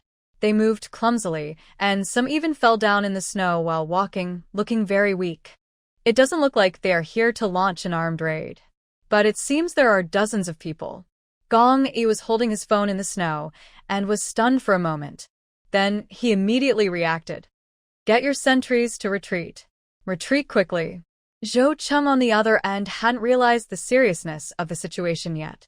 He was silent for a moment. Then he frowned and asked, so the supplies in this warehouse were just lost? He was somewhat reluctant.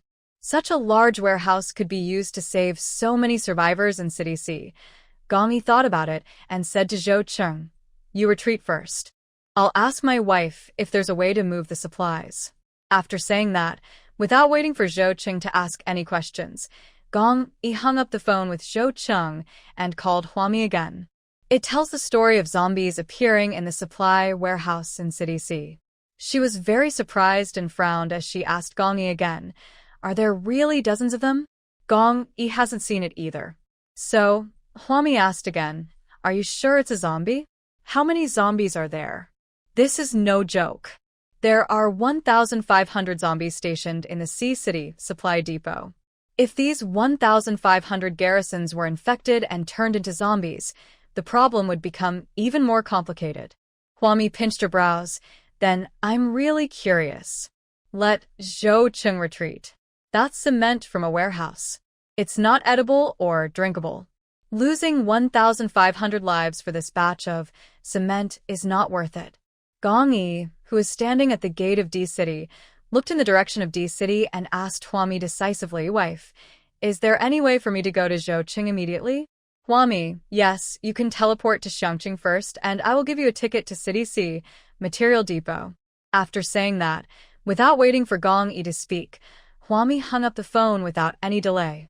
She directly pulled a garrison standing guard outside the emergency area, handed him a teleportation ticket for Xiangqing, Watchtower and City, Material Depot, and explained, you must go to Xiangqing Watchtower right now and wait for your commander Gong there. When he arrives, give him the teleportation ticket for City Supply Depot. Remember, go immediately.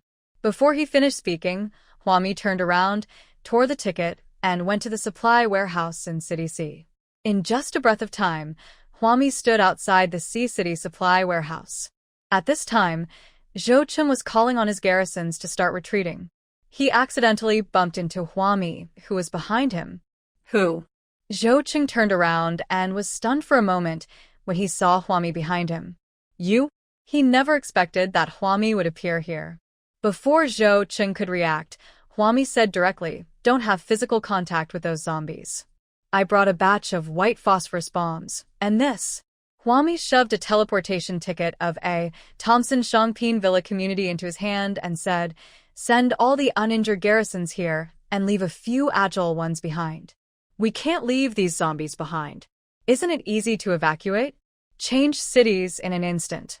The reason why Zhou Cheng was given the teleportation ticket to a Tangchen Shangping Villa community was because among all the teleportation points currently set up by Hua Mi, only this place had the least traffic. Just in case, right? It's not certain. Just say, just in case Zhou Cheng and his garrison have had close contact with zombies, it would be convenient to kill them. Hua Mi didn't say such words, she just winked at Zhou Cheng. Zhou Cheng's garrison guarded the War Reserve Material Depot diligently and responsibly, and they didn't understand why they had to withdraw. Even Zhou Cheng felt that there was something weird about this matter. He frowned and asked Huami, zombies? Are you talking about the group of survivors who were celebrating Halloween? Huami, who was pregnant, explained to Zhou Cheng, I don't know where this thing came from. You can read the novel, and you should have the answer.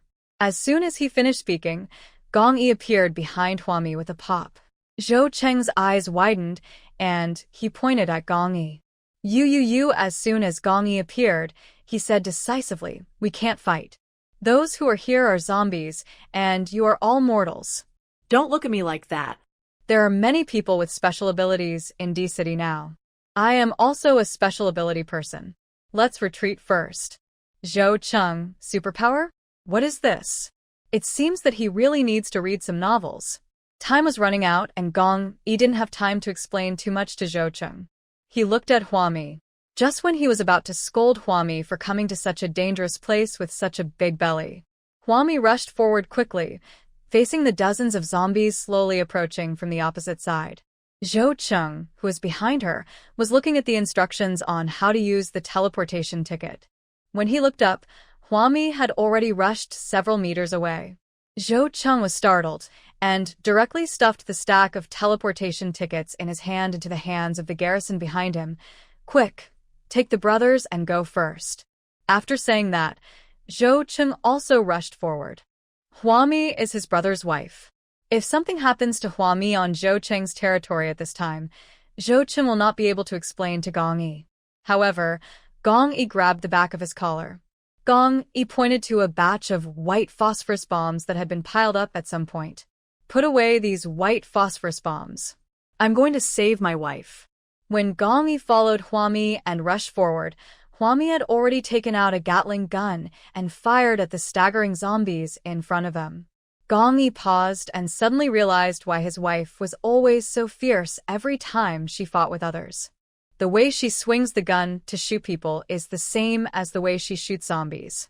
Because there were so many zombies surrounding them, there was no time to aim at them one by one. Just go for it. The zombies on the opposite side were knocked down by the Gatling gun bullets. When Gong Yi ran to Huami, they slowly crawled up again. It seemed as if the bullets hitting their bodies didn't hurt at all. Use the quantifier only when talking about zombies. They are no longer human. How can humans not feel pain? Gong Yi watched calmly, his sharp eyes fixed on the zombie closest to his wife. While using his mental power to tear the zombie into pieces, Gong Yi was still thinking in his mind. Zhou Cheng, who was behind the two of them, was stunned. He didn't even have time to care about the curious little garrison behind him. He tore up a teleportation ticket and disappeared in an instant. He just rushed forward and asked Gong Yi, "What's wrong? What's wrong? What's all this?" I told you it's a zombie. Gong Yi and Huami didn't want to repeat Zhou Cheng's answer. Huami frowned and looked at the blood on the ground and said to Gong Yi, "Leave the zombies to you. I'll clean up the blood on the ground." These zombies are all fresh, as can be seen from the color of their blood. The longer the zombies survive, the thicker their blood becomes and the darker its color becomes.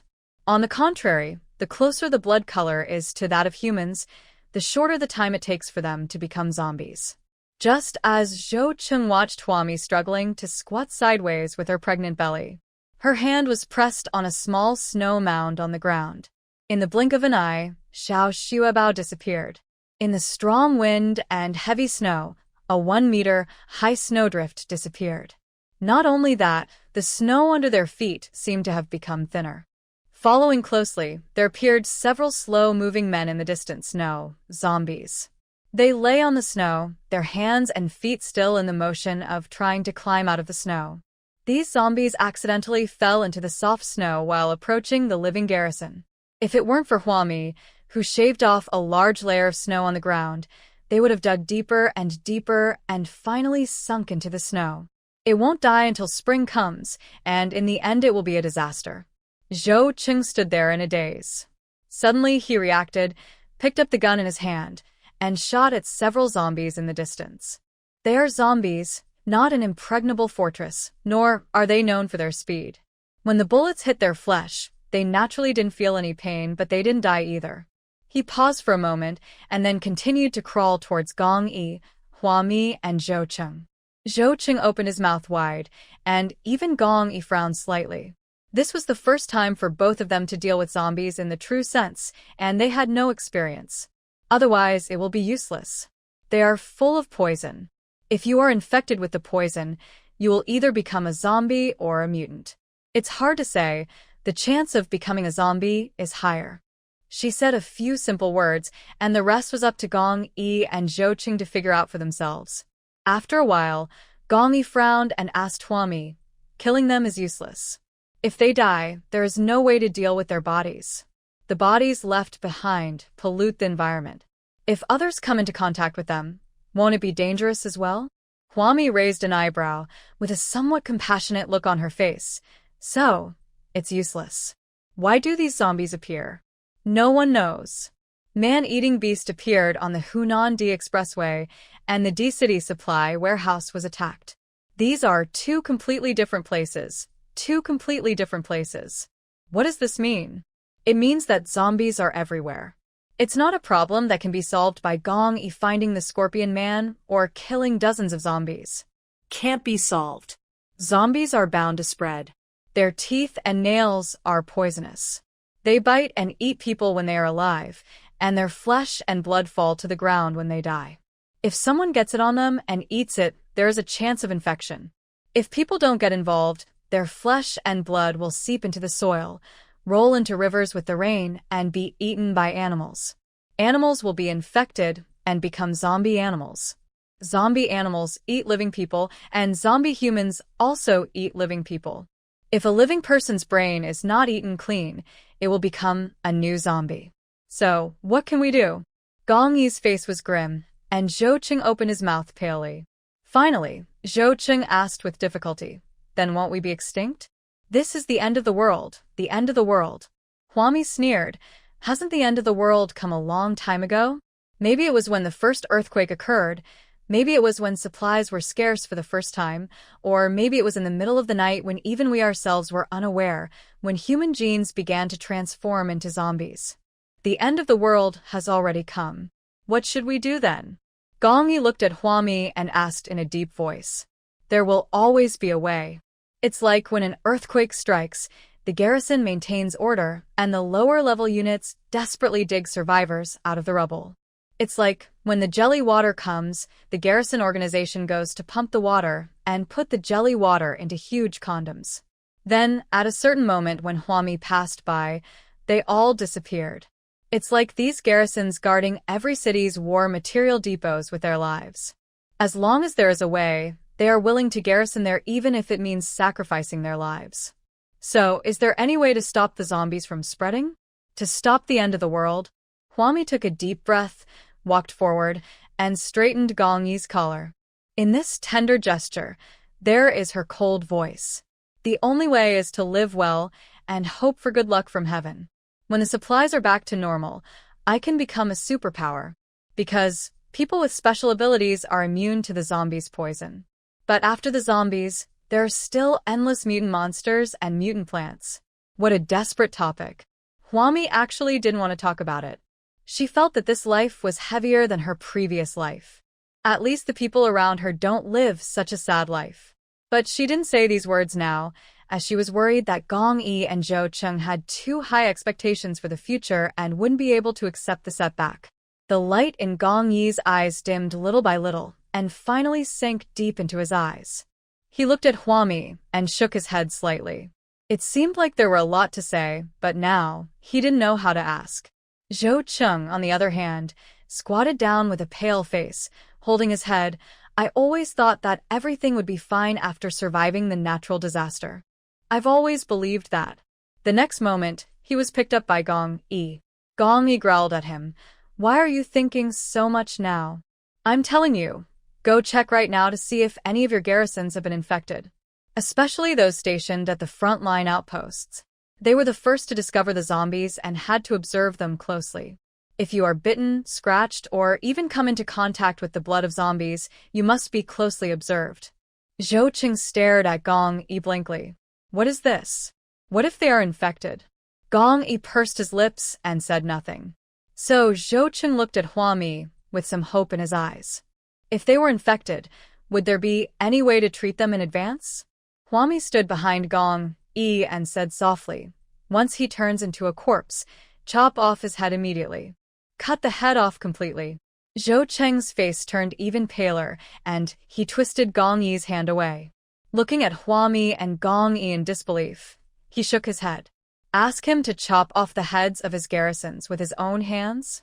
He would rather chop off his own heads. In fact, I tried my best to do it well, but when encountering such things, one person is overwhelmed. Yesterday, I spent the whole day with a headache. On the one hand, I took care of Xiaomi, and on the other hand, I found time to write. In the evening, when my mother came, I went to the fever clinic to get an 4-drip. I went back and forth for 2 or 3 hours. Zhou Cheng stumbled back to the supply warehouse. He looked at the large group of garrisons that were still there and had not teleported away at all. Zhou Cheng was furious. He shouted at the garrisons, "Why don't you leave? Didn't I give you that fee ticket? Why don't you leave? Are you looking for death by staying here? I'm so angry. Really so angry. Such a big stack of tickets.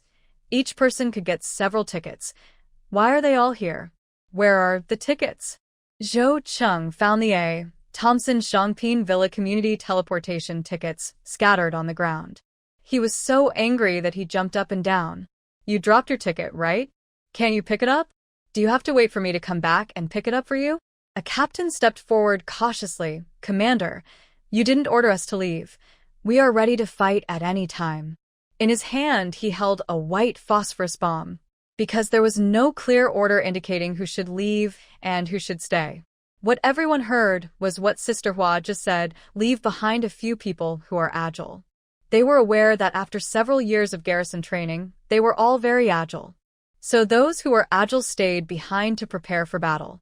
The only one who left was the little garrison who accidentally tore up the teleportation ticket in his hand out of curiosity. "Where are your brains?" Zhou Cheng's eyes turned red with anger. He twisted the garrison in front of him and stuffed a handful of tickets into his arms. "Get out of here, get out." He actually still had a bit of a lucky mentality. Huami asked him to check who was injured and who was infected with the zombie poison. Then, if all the garrisons under his command flew to a Tangchen Shangping Villa community, it would be difficult for him to find them. Did he avoid chopping off the heads of these garrison boys with his own hands? As a result, they were stupid and just flew away. What was he going to do if he stayed? Would he stay and wait until he found out he was infected and then be beheaded? The innocent little garrison who was scolded looked at the furious Zhou Cheng with a pale face. However, Zhou Cheng let him go. The 9-foot-tall man squatted on the ground and burst into tears in full view of everyone. A bunch of stupid fools. So stupid. So stupid. Huami, who was standing behind Zhou Cheng, turned her head and looked at Gong Yi. Gong Yi's expression was hard, and there was a hint of tears in his eyes. Perhaps only the garrison commander could understand Zhou Cheng's despair at this moment.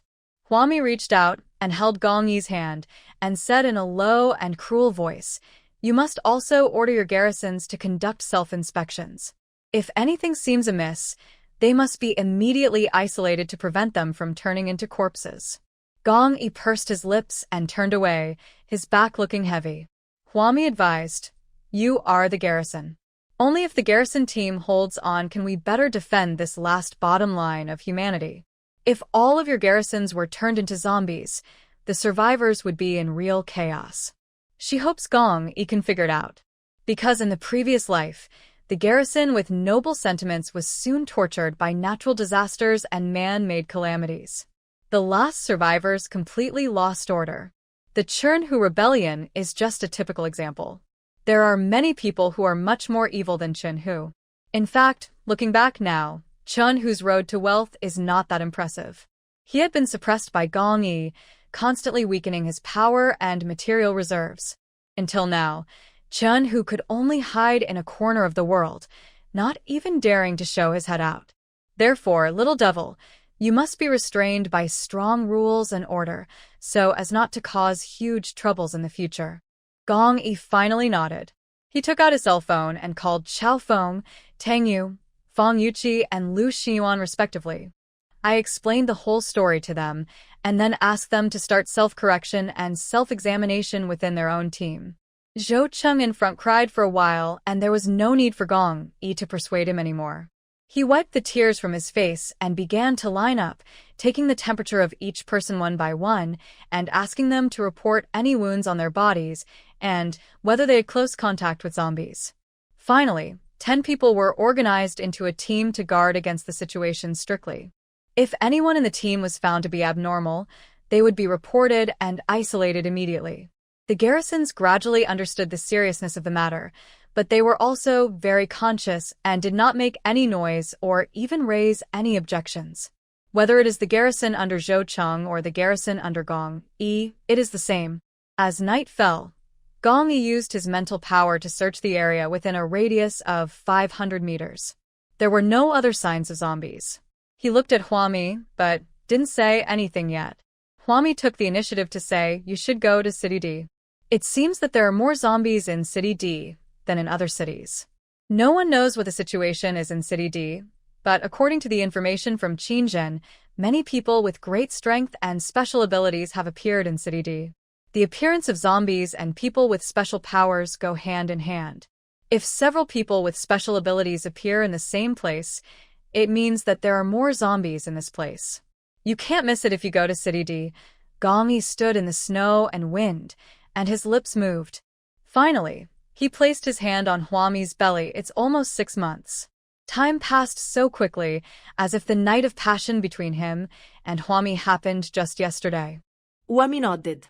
She thought Gong Yi was going to be nagging again. As a result, Gong Yi just raised his hand, touched Huami's head, turned around and walked into the wind and snow. At this time on the Hunan D Expressway, Vasily and his remaining few